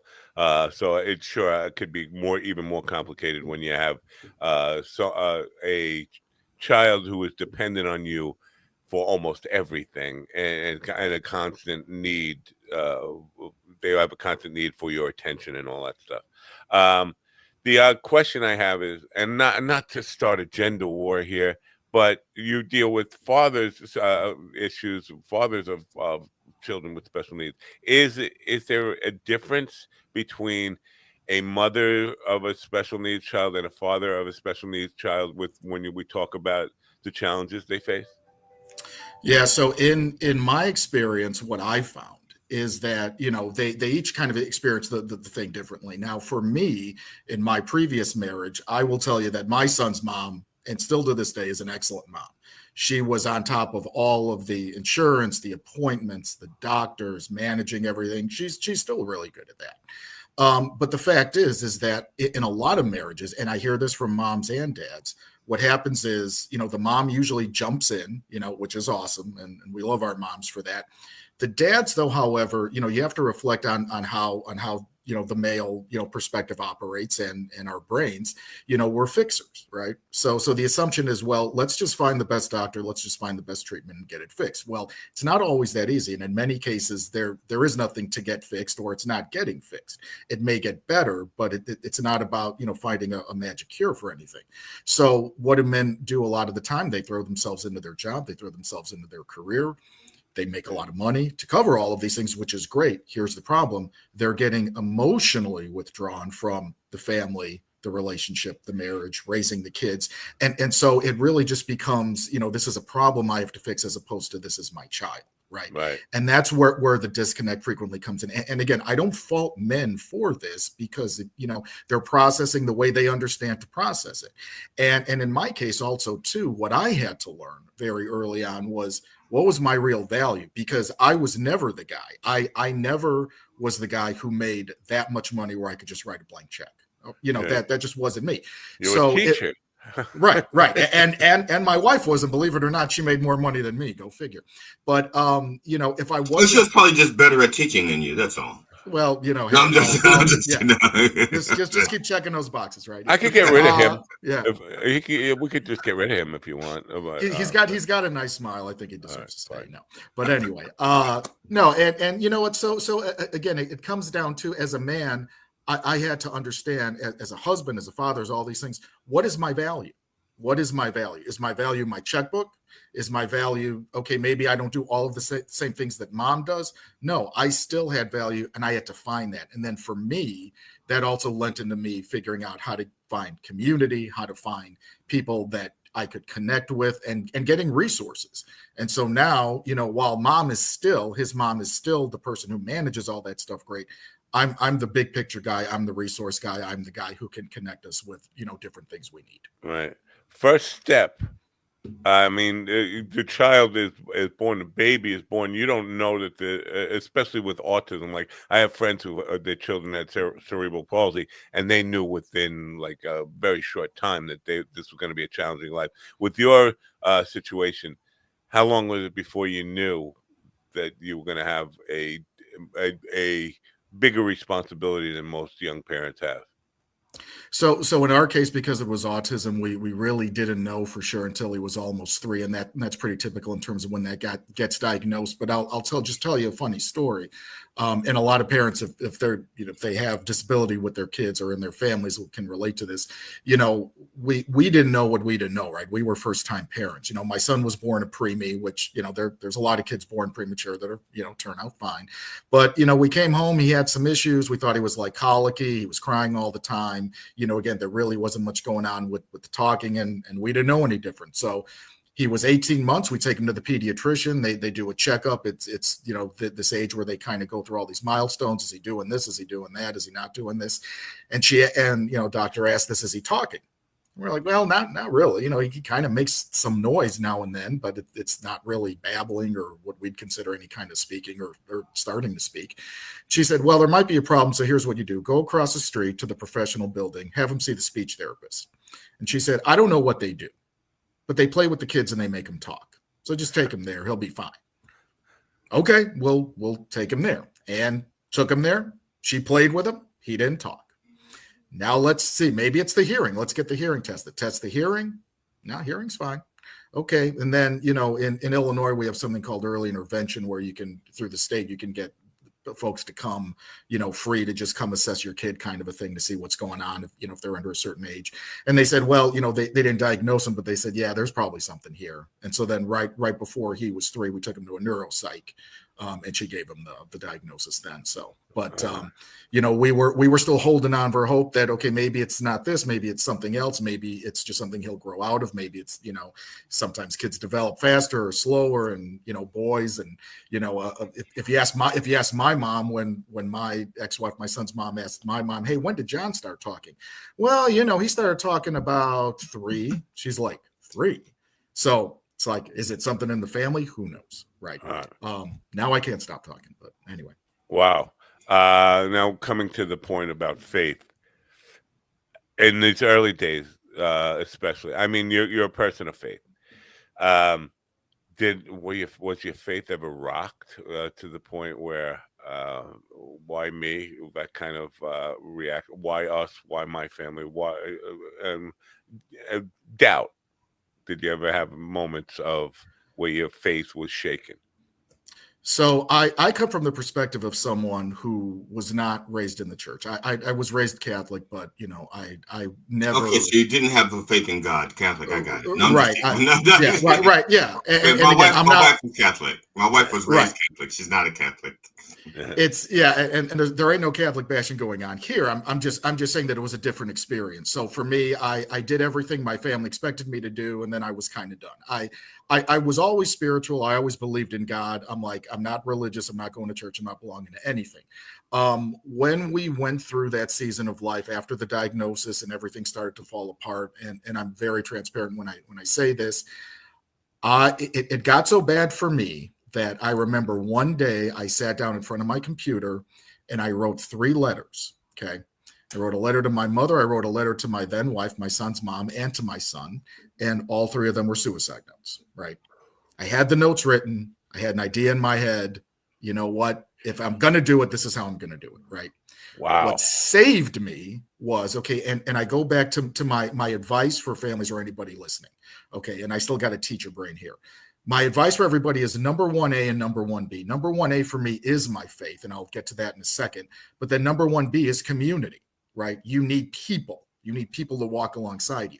So what did I have? I didn't have faith, and I didn't have community. I had some friends. I had family. Nobody understood what I was going through or how to help me, or, dude, I don't know what to say, kind of a thing. And it was getting invited to a men's Bible study on a Wednesday night at a friend's church. And that one night turned it around for me entirely. Wow. And I became a person of faith that evening. Now, I'm sorry, I had to ask, now, was it which happened first, though? Was it you became a person of faith, or was it you became a person of community, which turned into a person of faith? Good question. I would tell you that I became a person of faith first, but then very quickly I understood the need for community and how much I lacked it. I certainly lacked it in terms of just men in general being able to support me, speak into my life, help me along.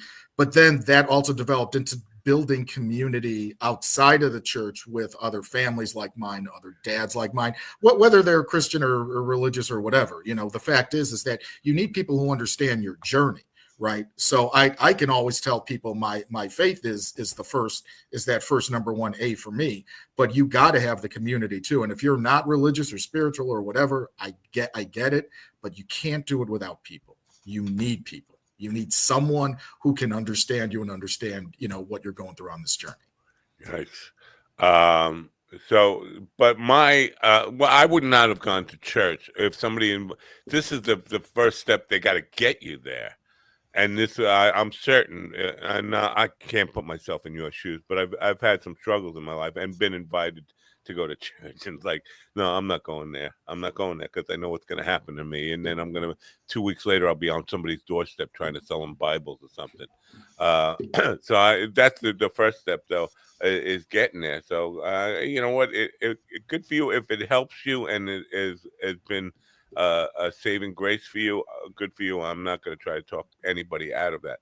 Well, my perspective on churches is they are full of rules, and I know from personal perspective of people I know who were part of Christian churches, just the idea of getting a divorce, they kind of judge you and put you in and so they would frown on you for just getting divorced. And I'm not even sure if you were divorced at this point yet, right? Or no, you weren't, because you were still writing letters to your suicide notes to your ex-wife. I say that I shouldn't be chuckling as I say that. I realize that. Just a very odd thought. I can't imagine. So sometimes the church is not all that supportive, right? Or are they always 100% supportive? The number one problem with churches is that they're full of people. Right. Okay. So here's the thing. I pushed back against belonging to anything for years for exactly the reason you described. What I didn't understand was, and to be fair, there are a million churches out there. There's a million denominations. There's a million ways you can be Christian. But at the end of the day, you need to connect with people who are really living it authentically, right? So it's not a show. You're not, dressing up to impress somebody or pull up with the nicest car in the parking lot. You have problems. We all have problems. You denying that you have problems doesn't help you, and it doesn't help anybody else maybe that either wants to help you or maybe needs some help, right?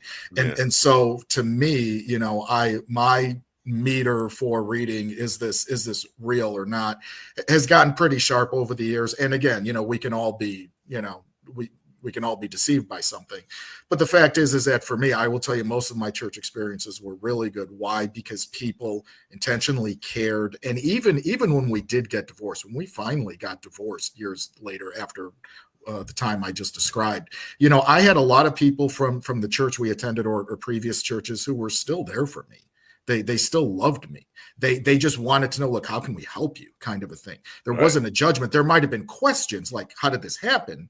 But there wasn't judgment. So again, it just goes back to as simple as Jesus said it, whoever doesn't have sin, you can cast the first stone. Well, that applies to all of us, right? I don't care who you are.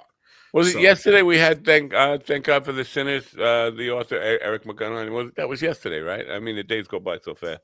And I made that exactly that point. Like everybody's a sinner. Thank God for everybody. Then, if you're gonna thank God for the sinners, then thank God for everybody. And yeah, maybe we should do that. I want to get to. So, and I don't know enough about you, but I'm going to presume that as a young man, before you got married, before you had children, all this stuff, you were found your purpose in teaching. I'm assuming this, that if I'm wrong, and this is you dedicated your life. You went to school. You got your master's in education. You were a teacher. Then this thing happens where you learn about a son that is going to require lots of attention and all this stuff.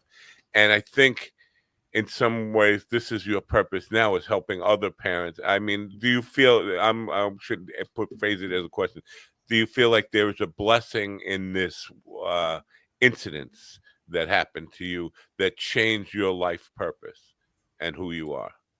Yeah, it absolutely did. First of all, it made me. I always say this because a lot of times parents of kids like mine, they're very they can be very defensive. They can be very protective of their kids, especially in the school setting. So they always come into these meetings or these IEP meetings or whatever parent teacher conference, and they got their fists up, literally or metaphorically, ready to go. And then I've seen it from the side of being a parent and getting what that feels like, but I've also seen it from the standpoint of being an educator and saying, hey, listen, we're working very hard, we're doing the best we can. But I can also be sensitive to you as a parent as to, why you want, you're going to question things and you want the best for your kid. So I always preach empathy. I'm like, listen, see it from the other person's side. See it from the side of that parent who is overwhelmed. And you know what? See it from the side of that teacher that's overwhelmed. Yeah. And so for me, then getting out of the teaching world more into the advocacy world and working with other organizations and things on a bigger scale, I still bring that with me because, again, it's a message that everybody needs to hear, that, listen, life is hard, right? Okay. And you don't know what that parent of a disabled kid is going through, especially if there's other stuff going on at home, there's divorce, single parenting, whatever. But at the same time, teaching it's an incredibly rewarding job, but it's an incredibly hard job. And you know what? I as much as I loved it, I am glad that I transitioned out because, it's hard work. It's exhausting on every level. And the fact is that, teachers work very hard, and there's so much that's put into education now in terms of data collecting and responding to that data and crafting different lessons and curriculum. So, you want to just go into any of these interactions. You don't have, it's not that you have to have your guard down, but you need to allow for some give and take. You know what? They're working really hard. You're working very hard. We can both agree on that. How can we do the best for the child? All right. I'm hesitant to ask this question because I don't want it to, and we talk about politics a lot, but I don't want this to become political. But I made the observation twice or three times already this week about empathy, because you mentioned empathy, and this is what got me thinking about it. And I think we have an empathy crisis in the world, and not just in the United States of America. I think, and this is really important to humanity. I just want to get your take on it. Do you think that we need to have something happen to us in order to actually have empathy for somebody? Because you tell your story, and a lot of people maybe they are touched by it, but they really they're not letting themselves walk in their shoes. They're not letting themselves feel real empathy for you because they keep it at a distance. I feel like empathy is a lost thing, and I think we need more of it in the world. Do you think we are at a point where people need to have a tragedy or something tragic, the same issue happen to them before they can appreciate your struggles and feel your pain? Yeah, you know what? If the cheese meter in terms of some of the stuff I've said was high, it's going to go way high now, okay? Because I do really do a deep dive into this part of the conversation. So when people ask me, why do you do what you do? Yeah, you're a parent, we get it, but so what? You could have just stayed in teaching or done another job or not cared about any of this. And here's the bottom line. My kid is an only child. So am I. So was his birth mom. Yes, I'm remarried now, so there's obviously some extended family in there, whatever. But the fact is that one day my kid is really going to be alone, right? Mom and dad aren't going to be there, or somebody will be taking care of us, et cetera, et cetera.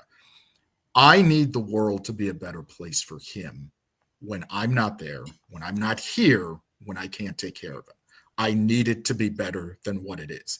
Now, in terms of how do we get there, or what's the best way to get there, people, do obviously when they experience it firsthand, it of course makes it much easier to wrap your head and mind and heart around it. But at the same time, this is what I always encourage people to do, because people will also ask me, so what should me as an average person do? Like, how can I help a family like yours? And I say, man, just be a friend, right? You may live in a neighborhood where there's a kid with a disability down the street. Knock on the door. Hey, how you doing? You know what? I brought you something. Or do you need a break? Can I hang out? Maybe there's a opportunity to give the parents a break for a few, whatever, same thing in our communities, in our schools, churches, whatever, just be a friend. That's it. You don't got to be an expert. You don't have to worry. Did I say something right or not do something right?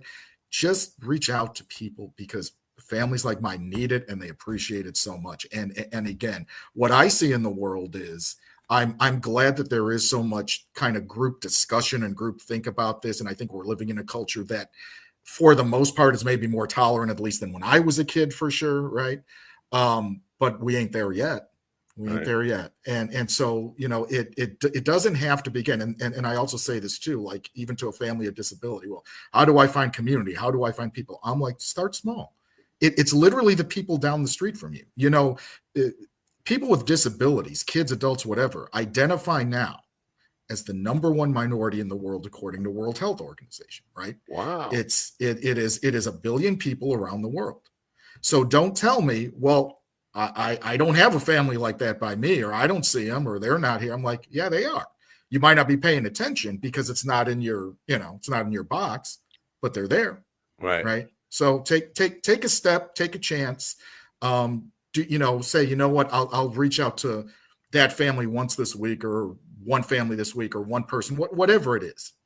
Keep it simple, but keep it honest, keep it genuine. Families like perfect segue, because right now GD Fenderson is going to do Diana Ross's "Reach Out and Touch Somebody's Hand, Make This World a Better Place If You Can." Take it away, GD. Sure. Maybe I'm wrong about that. I don't remember how the song starts. I don't remember how it starts. Start in the chorus. Just start in the chorus. Reach out and touch. Oh, no. All right. I like the song. I love this song. Yeah. It almost makes me cry when I think about it.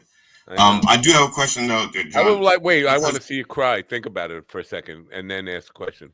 Just so you can cry. Just think about it. I'll think about it for 30 seconds, and I'll stop just before the ask your dopey question. Sure. He already asked one good question. I think that's all he gets. That's it. That's all I have in me. The other questions are going to be really dumb as hell. All right, go for it. We have a person in charge of the CDC who insists that autism is like brought on by our antivirals, our immune shots and stuff like that. Obviously, your child did not get an opportunity to be immunized through school and therefore exposed to those things. How do you reach a government whose philosophy is that those things are bad and they're causing these things and they're ignoring the science? How do you reach those people who are ignoring the sciences?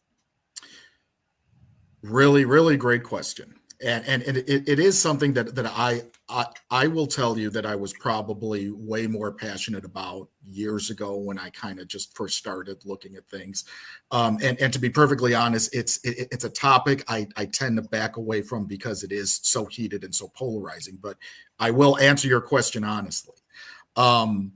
When my child was very young, did I think the vaccines may have had something to do with it? Yeah, I did, because my child was fully vaccinated. He was fully vaccinated up until the age of 5. And then his mom and I talked to the doctor. And again, we didn't believe, and I want to be clear about this. I am not saying that I now or ever believe that vaccines cause autism, because I don't believe that. Now, we had suspicions as parents. So the doctor said, you know what, he's got enough in his body right now and everything will kind of take over on its own. He should be fine. You don't need to do the boosters or anything if you don't want to. Okay. But here's the reality. I have run across so many families who also had similar doubts. But you know what? Here's what you see. You see kids that are fully immunized on the exact same schedule, that are totally healthy with no developmental disability, and some that do, right? So, what that tells me is that, one, we just don't have enough information. We just don't have the research. So we can never make a blanket statement. A lot of people, for example, came out and attacked Jenny McCarthy back in the day. I'm sure we all remember that. Now, of course, a lot of people got on that train, on that bandwagon, and I knew a few of them. And there are a lot that said, she's crazy. And what does she know? Because, whatever. So here's how I like to frame this conversation. And she's a perfect, kind of way to, define this, at least for me. I don't believe vaccines cause autism. And in fact, Jenny McCarthy herself has come out and said she was wrong about that. And I know that because I was interviewed on a friend's podcast a few years ago, and she had Jenny on as a guest, and they talked about that. So the fact is that even she herself has pulled away from that. However, my wife, my son's mom, when I was married to his mom, read one of her books. I don't remember which one. I think she came out with a few, but she read the book, and I read parts of it about her experience with her son who had autism, and what it was like in the hospital, and a lot of this near-death stuff, and these crazy medical things. And when you read her first-person account, you can at least empathize with her as a parent and say, what? If I were in your shoes, I would probably be screaming on the top of my head, what is this? What's going on? There's got to be something. So again, I don't fault her for going where she did. And again, I'm not here to tell you that vaccines absolutely don't or do. Quite honestly, I don't know. I do think we need better research. I think when people say we need to lean into the science, I say absolutely. We need to lean into the science more, because what I think is that every child can react to something a little bit differently. If we have better science, whether that's prenatal or after birth type of a thing, then we can make better determinations about, what is right for a particular person and at what point in their life. I think that's a totally fair argument, but it's not a blanket thing. And oh, by the way, I'm also going to say this. And this is something that I haven't shared too much because it's pretty recent information. But, my son's technical diagnosis is autism. We did genetic testing, which a lot of families like ours do. We do genetic testing to find out, is there something in the mom's line or the dad's line that caused something? As it turns out, he has a chromosomal deletion, meaning he's missing a chromosome. And it was determined that chromosome went away while in utero. It just poofed, right? So you can't say that the vaccine did it because it happened before he was even born. Right. And who could control that? None of us. So the fact is that we don't know what we don't know. So I would never tell a parent, don't do this or don't do that. I would say educate yourselves, right? But the fact is that you can't make a blanket statement about any of this anymore. And again, the real issue is that when these agendas get politicized and it just becomes a platform, and it's like, no, you're dealing with people's lives here. You're dealing with parents raising kids who may never, like mine, never be independent. This can't be about votes. This has to be about good research, good science, and open and honest conversations about what people are actually seeing and experiencing with their kids. I just want to say that obviously, since it's happening in utero, and basically most of that is based on chemical reactions. It's biology, but it's chemistry as well. And so I'd be willing to bet if they found out that there was a chemical in plastic that attaches to or causes to the chromosomes or that particular gene or any gene to just not attach or disappear, that they would not own up to it. That they would, as long as it was making money, they would just still keep using it and hope for the best, because that's just the way our societies work. Yeah. Yeah. And I mean, I'm really on board with that too, because again, is it, the vaccines are in one box here, but what about all of the other things in our food? What about all of the other chemicals, even in things we use every day to even store food, bottles, for Right. the babies, this type of thing. So there are a bunch of conversations, and again, we have to assume that things are safe. If they say it's safe, okay, I'm going to say safe-ish. This is fine, right? Yeah, but again, this is where it also goes back to leaning into the science and saying, okay, is there something here we miss? Is there something that maybe we didn't know? And that's okay. But because I know a lot of people are really big on correlation, but aren't so great on waiting for causation. Yeah. And so they're saying that there's more people are autistic now. Well, more people are diagnosed with autism because now we know what to look for and what to call things as well. But also, you know what else is what we have more of? Plastic. Now I'm not saying that there's a causation. It's like back when polio, they used to think that I think it was measles. They thought was attributed to Coca-Cola and ice cream because of cases occurred more in the summer, and that's when the sales of Coca-Cola and ice cream went up during the summer, and so they thought that there was a causation, and it was just a correlation. And Pepsi got off the hook. Well, yeah, Pepsi got off the hook because Pepsi didn't have cocaine. Oh. Yeah, I'm going to get on my soapbox here just for a second, if I may. We are at a point where, understandably, some people don't know who to trust when it comes to science and stuff like that. And we have opposing viewpoints in the scientific community, doctors and all that stuff. But I can say without a doubt, the one person you should not be taking, or one group of people you should not be taking medical advice from is comedian podcasters. I'm not you because you're not giving advice, but there is a commodity of information where people feel like they can make money off of having a point of view and selling that point of view to a lot of people. And whether I agree with them or disagree with them, I say don't trust them at all. Comedians on a podcasting platform are not authority figures on anything. They're people who are trying to make money without leaving their home or without leaving their property or whatever, and just screaming stuff over the internet. That's the last person anybody. That's my advice: is go to your own personal doctors, listen to other doctors, go to the medical community, visit hospitals, talk to people within the medical community. Do not, especially if there's no medical authority on the given podcast. So Joe Rogan, Dave Smith, you can name them all. Right wing, left wing, doesn't matter. If it's just a comedian talking head, this guy has probably never worked a real job in his life, never mind in medical or any of this kind of stuff. Don't take your advice from dudes like me sitting behind a microphone. That's all I'm saying. And I think that's good advice. I feel like that's pretty sound advice. And if I'm wrong, I'm wrong. But I don't know. Next time you break a leg, maybe go to Joe Rogan and ask him to fix it for you, and then see how that works out. One of the challenges, it's financial, right? When you deal with when this happens to you, you have to make a life choice. For you, it was like teaching or advocacy, but going into advocacy, which is definitely it's something that it changed your purpose in life and it changed.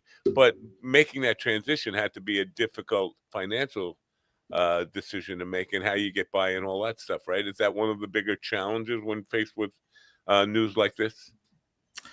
Well, that is for sure. And I know, as you mentioned, I had previously worked, for an organization called Johnny and Friends, which is a global disability ministry. And I worked for them for a few years. And, now I'm kind of at a place where I'm, trying to see, is this something that I can just kind of do on my own name, on my own branding, and so I'm rolling the dice a little bit, as we would say, with a couple of books coming out and this kind of thing. And again, just putting myself on these platforms, but the fact is that, again, in terms of long-term planning, this is a very big deal, because again, going back to the point about my son will never be independent.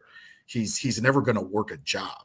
And I mean, even if he could, it would probably be something that was really minimum wage at the end of the day anyway. So the fact is that you got to plan. And one thing that I always encourage families to do is look at your long-term planning. Right. Because it has to go far beyond, okay, well, we got a will in place, or, we have, everything kind of in trust. Like there are very specific steps you have to take to protect your child. Okay. And the financial piece is huge. So, one thing, for example, families like us look at is getting what's referred to as a special needs trust, right? It's a trust, but it's specifically designed for a child with special needs, right? And that trust gets funded by family members. You put assets in there, you sell homes or whatever over the years, life insurance, it all goes in there and it's sheltered, right? Because again, as now we're looking at it, and his mom, again, she's working, she has a good job.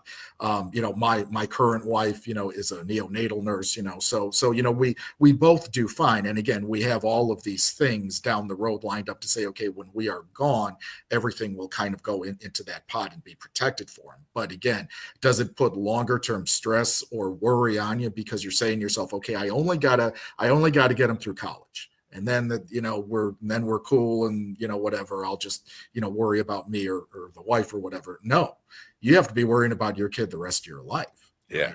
Right? And so it's a matter of looking at things in the moment, like making sure, okay, we've got all these bills paid, and luckily, and this is where again, I don't want to get political, but there is a real fear with a lot of families like ours about all of the cuts to social services now through Doge and all of this, and what is that going to mean either in the short term or the long term, right? So there's a lot of anxiety with this, right? Yeah, it's not as simple as I set up a savings account for my kid. No, you need a lot more than that. So I have a question though. Wait, let me address this comment first.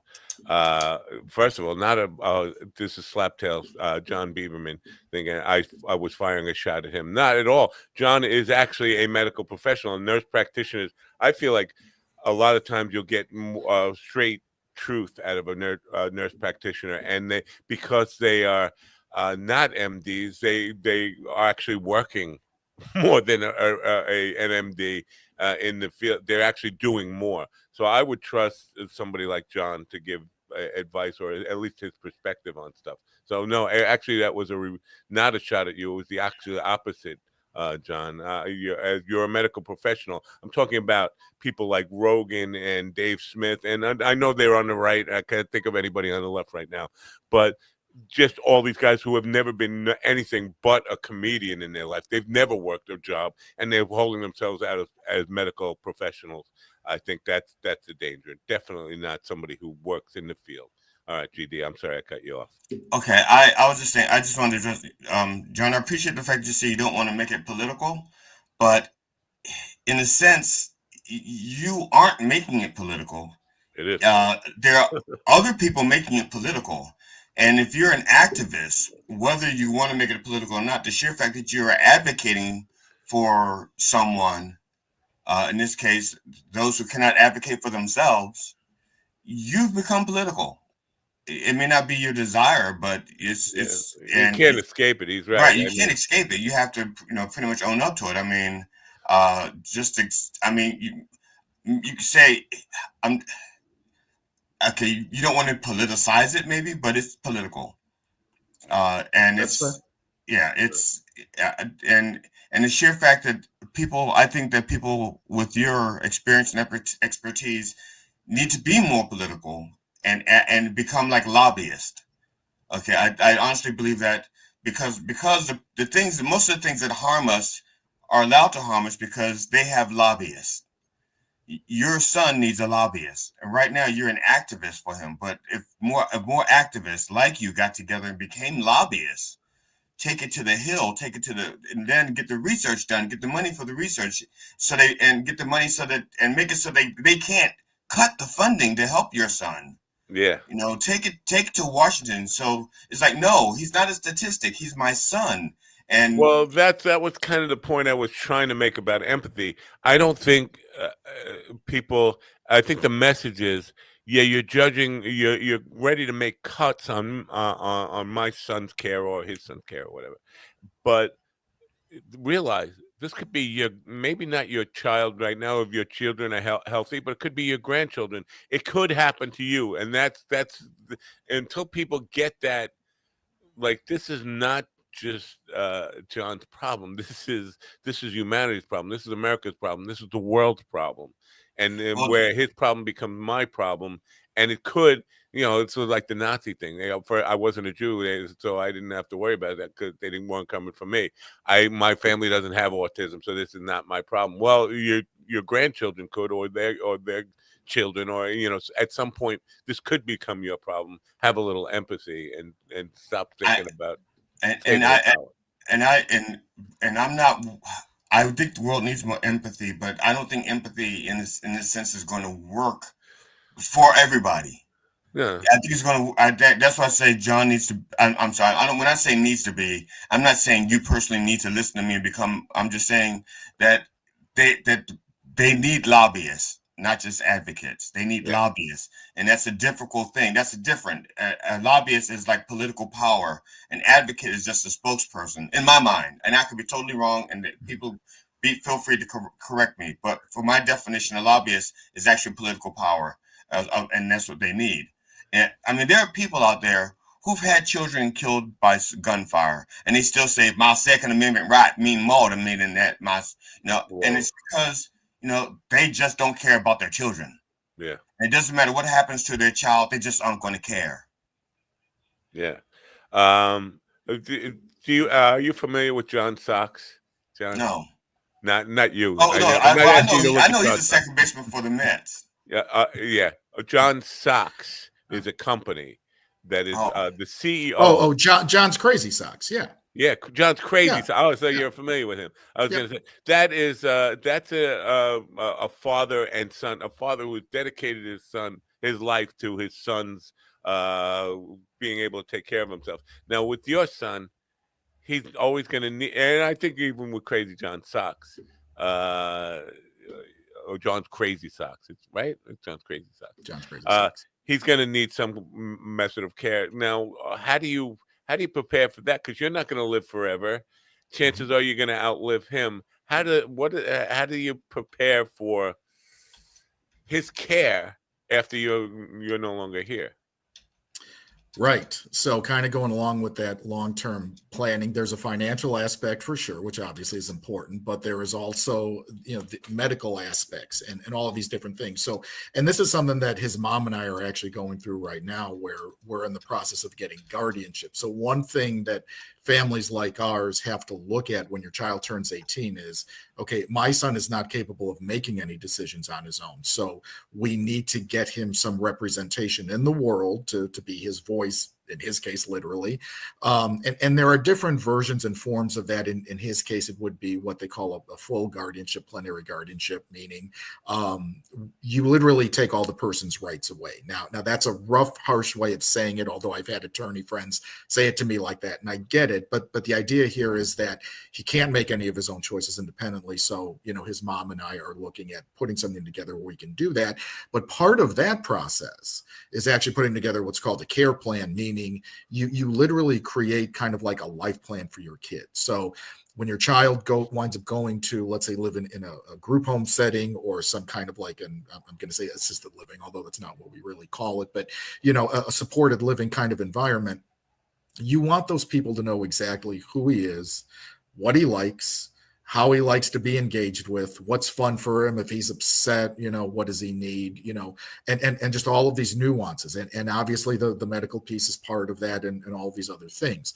So, you literally need to be setting up his life for the rest of his life. And again, going back to that point I made about, for a lot of parents, let's just get them through college and then they'll figure it out. And if they want advice or we need to figure something out, they can come talk to me. No, this is us literally putting a life together for him. And then on top of that, you're looking at, okay, what is he literally going to do, right? For a lot of folks, they can have a job. That's great.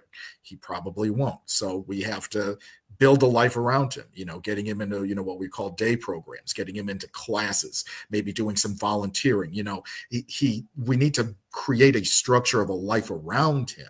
And we have to work with, the folks who would be, taking care of him and whoever that organization and those folks would be. But as parents, we need to craft it, right? We need to craft it and say, this is how we want you to do it. This is what he needs, right?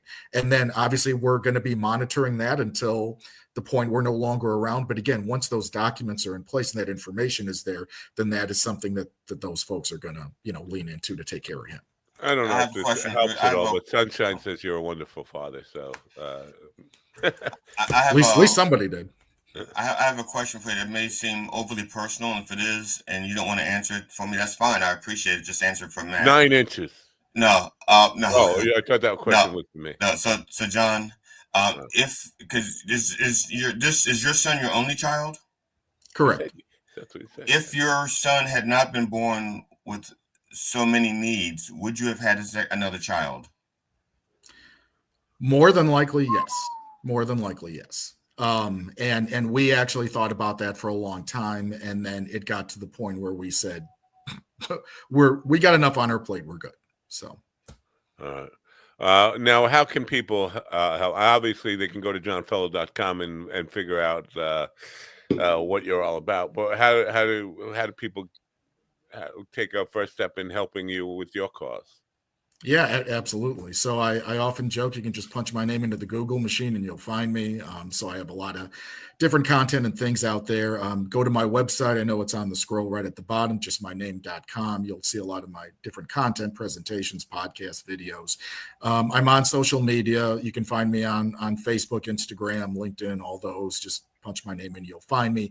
I have a lot of content that's not on the website because unfortunately my friend who's my webmaster doesn't get it all up. Okay, I was about to all the time in time, but so that's why I say Google me too, and you'll find fresher stuff. But engage with me because again, my mission really, as I define it, and kind of to your point, GD, and some of the stuff you mentioned, I define myself as someone who's really concerned with awareness, right? I may not be as active in the political realm, but I do believe in awareness. I believe in awareness of families with disabilities, awareness of what our needs are, how people can engage and interact with us. So if you're a parent or a family that's struggling and maybe you need some support resources, maybe if you are partnered with an organization where maybe they, wouldn't mind hearing the perspective of me as a parent and someone, doing these other things, more than happy to connect with you on that end. And I always say this, and I'm very, very honest and transparent about it. If you're a person hearing this and you've got nobody, you literally don't have anybody to talk to, you have no community, you got nothing, you can always reach out to me. I'm more than happy to connect with you because God guess bless what? you. Someone did that for me at one time too. So. Well, God bless you for saying that. I have done that recently, and boy, was it a nightmare. It was about people who were destitute or whatever, and this is not too long ago. This was within the last 8 months or so. I had somebody basically ready to move into my house. They were, and this is putting yourself out there. It takes a great selflessness to do that. I have done it, but man, it's sometimes you open the door to ruining your life by being there for people. But Yeah, I appreciate you do it. My wife, about 22 years ago, stopped doing that because my wife is in the healthcare industry and she was an advocate for children. She used to work for Children's Services. Now she supervises homes for elderly. She's a muckety muck in the government. And like 20 some years ago, she would say, look, if you are alone, you need help, you need someone to talk to, you can reach out to me and I will be your sounding board. Right. And then she married me. And that's what stopped it because I was reaching out and I was calling. I feel for her. I mean, I have to deal with you 5 days a week. I can't imagine 7 days a week. Yeah, I reached out to her. I called her. I said, look, I need someone to talk to. And next thing you know, she's like, I don't know if I can help you over the phone. Maybe we should see each other. And we had lunch. We had dinner. Next thing you know, we're married. My heart goes out to her. Listen, John, I think Sunshine wraps it up perfectly. Thank you for caring and sharing. And we hope people, if somebody is in need of some community, will reach out to you and get reach out for a helping hand. So thank you for being part of the program. Thank you for all you do for humanity and being a light in a very dark world. So thank you. I love how you put it. Thank you very much. All right. Bye for now. Have a great day. All right. You too. Bye. How come I'm pressing buttons here and nothing's happening, GD? I don't know. When John was talking, it reminded me of something when I was not deliberately racist. I was accidentally racist. I was working for that company. That's my excuse too. Wait a minute, accidentally racist. I'm going to hold on to that. I was working for that company that runs with DirecTV. and I was at a home. The father, or the husband rather, the husband was Chinese and spoke Chinese. The wife was Korean and spoke Korean. Their parents, and they both spoke English. So they both, he spoke Chinese and English, she spoke Korean and English. His parents lived with them. Their parents only spoke Chinese, no English. Her parents lived with them as well, and her parents only spoke Korean, not Chinese. So when I got there, they had a young child about 18 months, and I was aware of the bilingual, how they had to speak Korean and Chinese in the house. And I'm listening to this child, and the child is just rattling on, and I don't understand a word this child is saying. It was like 18 months maybe, and I don't understand a word the child is saying. And so I looked at the parents and I said, what's your child saying? They said, we don't know. That's just baby talk. I just assumed that the child was bilingual and that was just Korean or Chinese. And it's like, and the thing is, I know that about children because I used to make fun of I wrote a book based on the children's language. Well, I didn't finish writing the book. I have the treatise for the book. I haven't finished writing it, but a treatment. But I've just assumed that child's gibberish was either Chinese or Korean because I didn't understand it. And I thought it was mashing the two up. It's like, no, it's just baby talk, like da da da da da da da da da. Oh, so it was for the kid grew up to be a basis for the police. Yeah, only he didn't do. He just da. Yeah.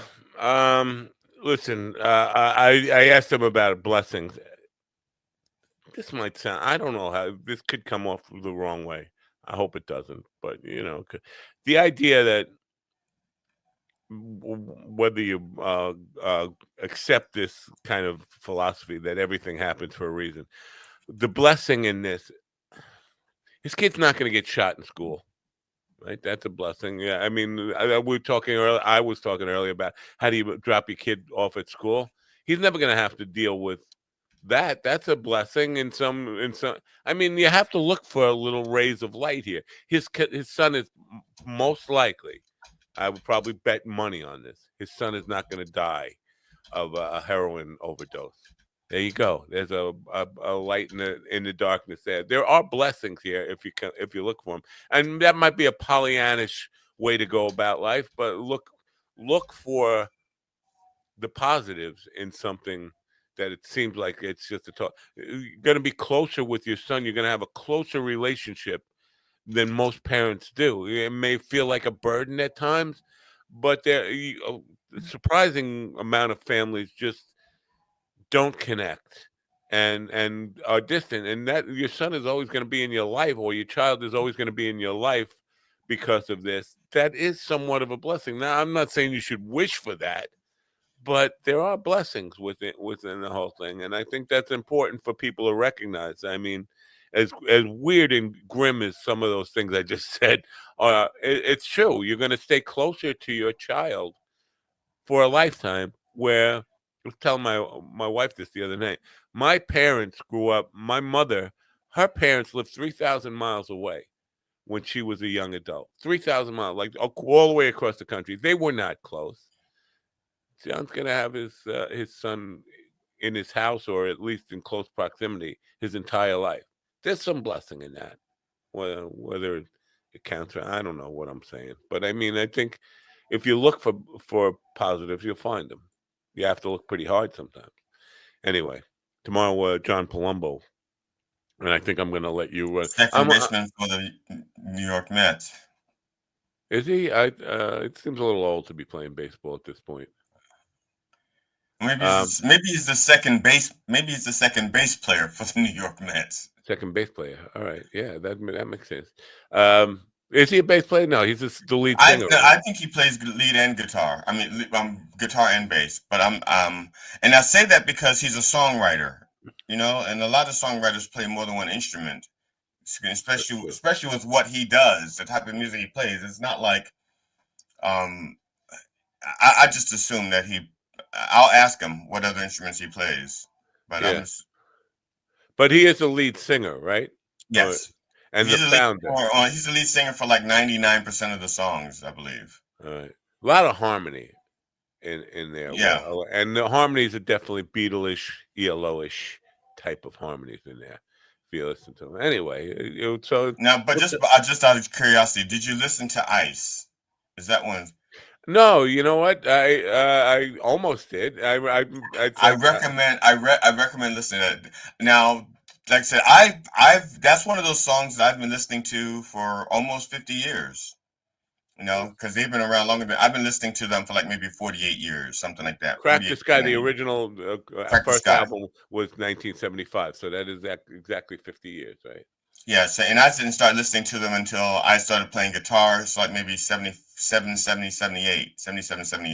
All right, I'm going to let you like take the driver's seat for a lot of this tomorrow. Well, you've met him and had conversations with him, right? Well, I didn't have full conversations because I was aware that my wife was watching me, and I was aware that my wife was aware that I was be holding up the line, and I didn't want to hold up the line.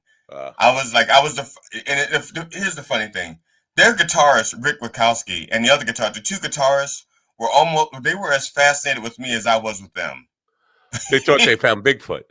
Yeah, they thought they found a unicorn, a black crack the sky fan, you know? So they were and matter of fact, the bass player also was fascinated with me. And I don't know if it was because of the look or or because like the other guitarist says, you knew the songs, the lyrics to every song there. But Ice is one of the songs that even if I know the lyrics, even if I'm reading the lyrics, I have trouble enunciating at the pace in which they're singing it. So you're AI, is what you're telling me. You're AI. I guess I could be. You could be. But there's a question I want to ask him about. There was a rumor about their first appearance in Baltimore, I think, and I want to ask him about that to see if it's true or not. And that is that they were booked. My understanding, and this is the way it was told to me. Okay, and I'm not saying it's true. It was told to me by someone who knew more about Crack the Sky than I did, which is almost everybody in Baltimore, to be honest. Wow. At that point, and that is they were booked to play. They took a gig where they thought they were supposed to play for 22 minutes. Turns out they were supposed to play for 45. They'd only prepared 22 minutes worth of music, and so they played the same set twice to fill the 45 minutes. That's the rumor, that's the story that a friend of mine, who I respected because he also used to cover that band. He used to play a number, not all of them, he used to cover a few of their songs. That's a weird thing. I don't know. Well, because did they have any hits? They didn't have any like hits, Billboard ranking, or top 100 hits or anything. Because generally, when you cover something, it's because you want people to recognize this and people to know the song. Again, you're talking Baltimore. Baltimore, Crack the Sky was very Baltimore. Crack the Sky in Baltimore. Okay, it'd be like if the Beatles were only in Liverpool. Okay, the Beatles are like world famous, but in Liverpool they're almost gods. And I think Crack the Sky has that status in Baltimore for a number of us. You know, like I said, we've adopted them as our band, even though I don't think they started here. And like I said, and I love what they do. And last night looking for songs, everything came up as Baltimore rock. Baltimore rock. Like, wow, is this a genre? No, this is what they're known as, Baltimore rock. Yeah, and it's so like I said, so I'm recommending Ice. I think that's on the first album, and also on one of the first. No, it's not on the first album, because all the ones on the first album have this. It looks like a nebula type thing on the cover, and this one has like a whitish cover that's included. I don't know. I don't think it's on the first album. Oh, I know. It could be the second album, but there's a song they have called Ice, and it is. I absolutely love that song. It may be the most unique song that they have for them. You know, like even with all the stuff that they do, I think Ice is probably the most unique song to them. And Sea Epic, I think, is their funniest song. Well, ironically, Ice is going to be a lot more relevant in Baltimore within the next week or so. Oh, I did talk to my wife about if the National Guard show up in Baltimore, that I was, I would, want her blessing that I go in and record, get some footage for the show. Oh, that Maybe would be even wonderful. maybe do the show from down there.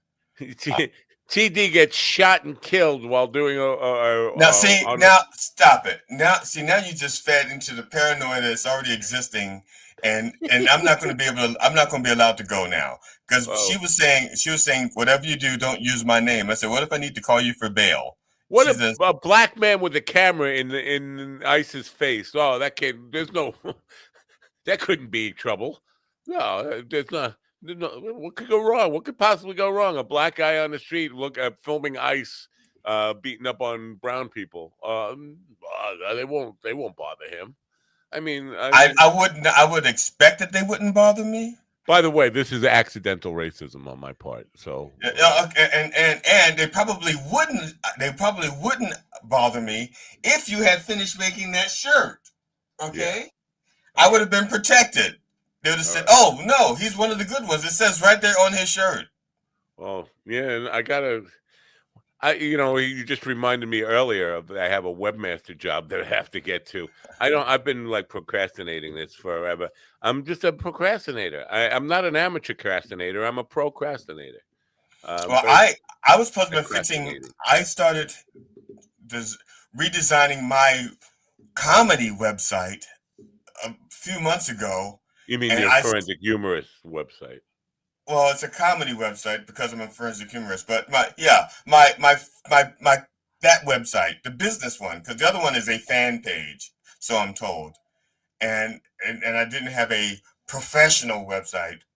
So people on the radio must know we're coming to an end. It's just like I'm watching the numbers just like. Oh yeah. All right, good for you. You figure out when we're going to end. Good for you, people on the radio. Either that or somebody just walked into a meeting at work and they're like, "Oh, we can't not safe for work shit." Well, at least. Wow, it's like a downhill racer. Holy smokes! We're going to be down to zero by the time I'm finished saying we're going to be down to zero. Holy shit! The radio people just. Well, as long as you don't hit negative numbers. I don't know if you could do that. No. Minus 1,500 people. All right, I'm going to end this, put us out of our misery today. John Palumbo tomorrow, first hour, and we'll keep him for as long as he'll put up with us, I guess. And then, so have a great day for now, and let me find out. I'm going to tell you to turn on your radio. You know that. I'm going to do that, but buttons aren't working for me, so fuck me. I suck. I just suck as a person, don't I? Don't I? Go ahead, you can say it. I would never say that about you to your face. Oh. Well, could you push the button? Oh, no, I'm going to do it. I was going to share another song. I'm working on another song for my album, Artificial Stupidity. I do have a question for you. Something that you posted. Uh-oh. Okay, you said in a post that you were putting together an anti-fascist... Art against fascism. Art against fascism. Yeah, and I was like, first of all, I'm just hearing about this, and second of all, what do you mean by art? And third of all, it could be anything. First of all, glad you brought this up because I wanted to bring this up today, and now the show's going to run a little long. But I have this gut feeling that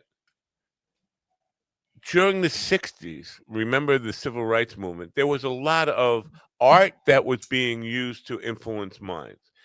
During the 70s, the Vietnam, or late 60s and early 70s, a lot of art being created to influence minds against the Vietnam War.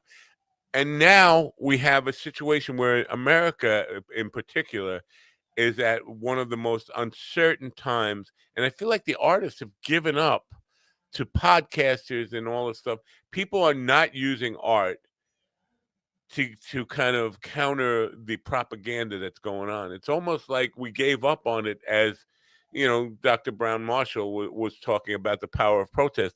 I really think cultural, if you can go back to Woody Guthrie in This Land Is Your Land, yesterday, Aaron, what's Aaron's last name? The fucking guy from Stained, Rogers? Aaron? No, that's Aaron. I can't think of his name. Aaron. The guy from Stain. No, that's the quarterback. The guy from Stain. He was talking about. He just figured out. He's announcing to the world what a fucking idiot he is. He just figured out that Bruce Springsteen's "Born in the USA" is not a patriotic or flag waving anthem. Well, hello, that's not on Bruce Springsteen. That's on you. You should have fucking listened to the song and paid attention to the lyrics. Right, not just "Born in the USA" and that's it. Yeah, that's not enough. You got to listen to the whole story, and it was about going sent to a war, an unjust war, and all that stuff. It was, but that was I feel like artists, musicians, creators, filmmakers have given up on using their art for social change, and so I want to start this. Why not artists? I'm not curious. Why not artists against fascism? Artists against, as opposed to art against fascism. Artists against fascism. That could work. I just thought, shorter is better. Art against fascism, meaning any kind of art works. And well, that's why I say. That's why I was thinking artists may work, because just the implication. Not you understand something. Just the sound of it. It seems like artists could include actors. Physical, like painters, sculptors, musicians, comedians. All right, if that's what you want. Because if that'll make you happy, I'll do it. Okay. No, all right. What made it happy is that if you told me about it beforehand, and if you I actually did. I didn't think about it till last night. What I was doing was taking that latest video, the one I played this morning, covering up the crimes, and I was sending it to all these left-wing podcasters saying, I know you're standing up the resistance. You're one of the lone voices out there. If you could listen to this song and maybe give it a plug, I think that, and I said, I'm considering, at that moment when I was writing to them in my form letter that I sent out, I'm considering starting a grassroots organization to encourage artists to create more art to get the message out, because stuff like that's a rap song. Hip hop song, whatever, it's got some heavy rock stuff in it. I think if you want to reach young minds, the easiest way to do that is through music, and because that will get them involved in the music, and then they'll hear the message repeated over, like what you were talking about. Or they'll misunderstand it and go, "That's a patriotic song." It is a patriot. I think, they'll misunderstand it and apply it the wrong way. Or just think it's about your flag waving nonsense. It's "Born in the USA" is a patriotic song. It's just not a flag waving. Yeah, go rah rah. Right. We're pro government. No, we're pro American people, and we're pro like doing the right thing. And I think that's the best form of patriotism. So again, I think the best way to reach people's hearts is through art rather than through constant yelling at each other and making noise on the internet about it. Create some art. Create something that will get through to people's hearts as well as their minds. And now how many consecutive shows is this that I've had a good question according to the guest? How many consecutive shows in a row? This is like what, 104 consecutive shows in a row? One. What? One. 300. 300 consecutive shows in a row. I will play the tape. Nobody said Greg's question to you yesterday. Nobody said. Well, that was different. But that's what, because it was not part of consecutive. Consecutive means in a row. Because I didn't count that one in a row. Oh, that's why. Because otherwise you'd have to count all the shows where there were no guests to say it. We have to start every time. We have to start from zero. So now we've got 1 day. The big sign that comes up behind me. We did 1 day without an accident on the floor. Yeah, but I got 2 today, so doesn't 1 count for yesterday? It's like proactive, retroactive. No. Just count your blessings. You got 2 in a day. I mean, go pat. How's your arm? Actually, I had 1 good question and 1 really, really good question. No, I think he said great. That's beyond really. Yeah, well, really 1 good. great question and 1 really, really good. Yeah. How's your arm feel? It's getting better. I could actually pat myself on the back today. Yeah, I couldn't do that this morning when I got up. I couldn't do that this morning. All right, that's exactly where I was going. Go fuck yourself. All right. You know what? Now, for those people out there who think I'm offended, that's how Matt starts off and ends all of our texts together. That's when he it. texts me a Go message, fuck it's like, "Go fuck yourself." At least I don't call you a homo or a fag or a queer or whatever Jackie does to me. But I have that when he did that to me on the text, I was like, "Oh my god, he likes me. He really likes me." I texted him, GD really needs you to call him a queer. He said, he is. That's not what. No, that you got to do it to him. Not to that's like having a child. To say you need to tell your child I love him. Well, I do love him. It's like, no, you need to tell your child. Yeah, that. exactly. Why? I bought him gifts. I didn't cuss him out the last time I saw him. What's he want from me? Yeah. I still All right. talk to him. Just what Slaptail has in store for him. You can look forward to being honorary queer. Honorary. That's right. Queer. That's right. I'm going to check with my wife, see if I can make it up there, because I was going to go to Iowa. Well, I was thinking about going to Iowa, and that's why I couldn't do both, Iowa or Michigan. And Michigan is closer. Iowa is like a 14-hour drive. Michigan is like a 9 or 10 I have to go drive. to Ohio, and you're stressing me out because now I'm thinking it's about a month away, but I don't want. It doesn't take a month to drive there. You can wait a while. I got anxiety. Where are you supposed to tap for that anxiety? There's some tapping thing. Oh yeah, anyway. You need to call that guest and find out. If you want to ensure that you will never hear Crack the Sky, the thing to do is to turn on your radio. Have a great day. Bye for now.